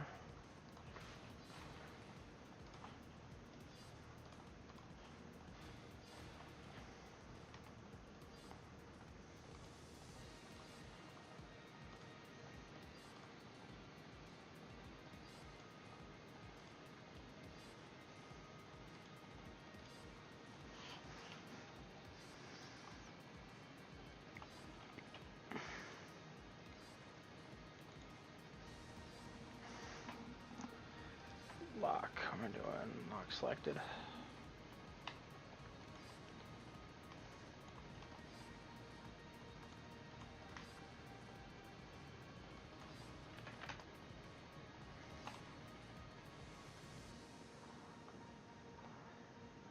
And now I'm unlocking selected. You.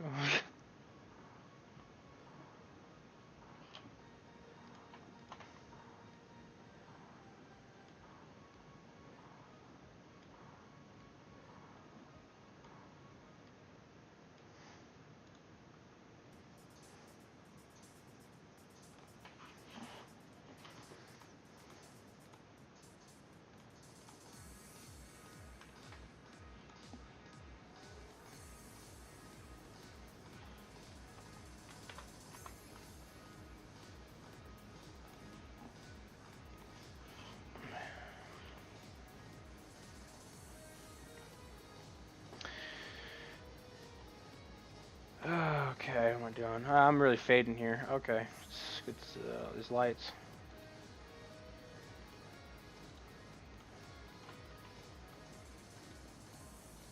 Should have just kept the lights from way earlier, but whatever.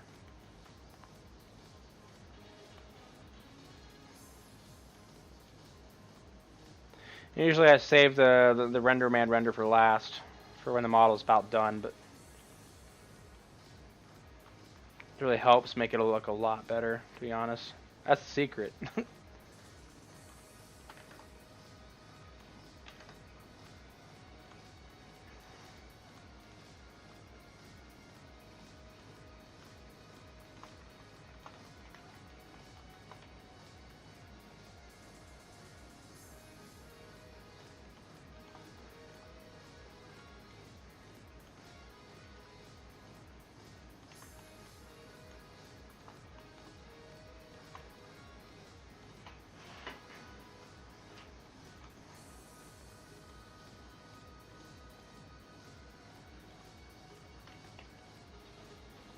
I'll do a third light and do something to make the top a little shinier.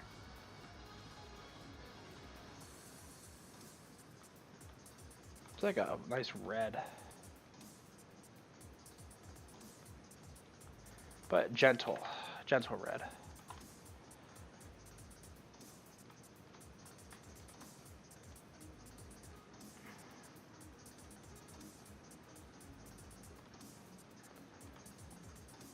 Rendering.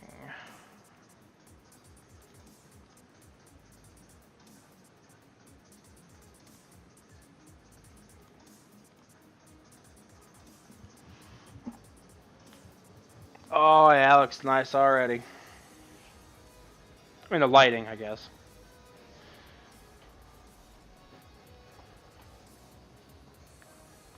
I'm going to see if the IPR will work.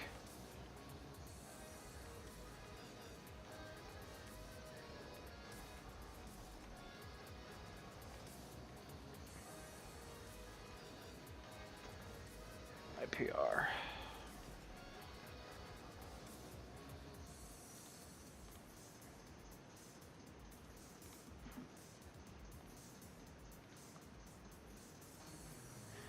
I don't know why IPR doesn't want to work. I think with RenderMan I gotta open it first actually. I just closed it.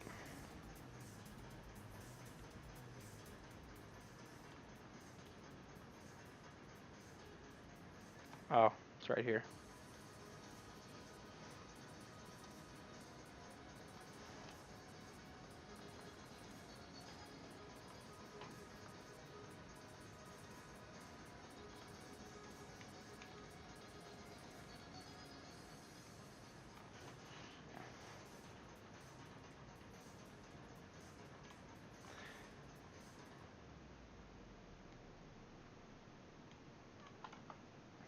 I don't know why it's doing that. It should stay open. That's bugging me. Whatever.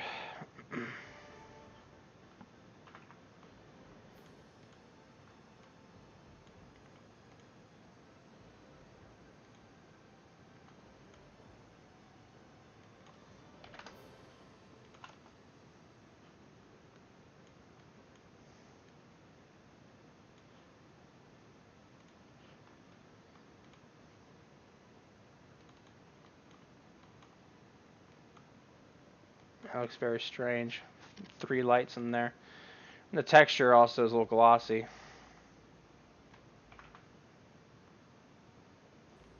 I might turn this pretty much all the way down.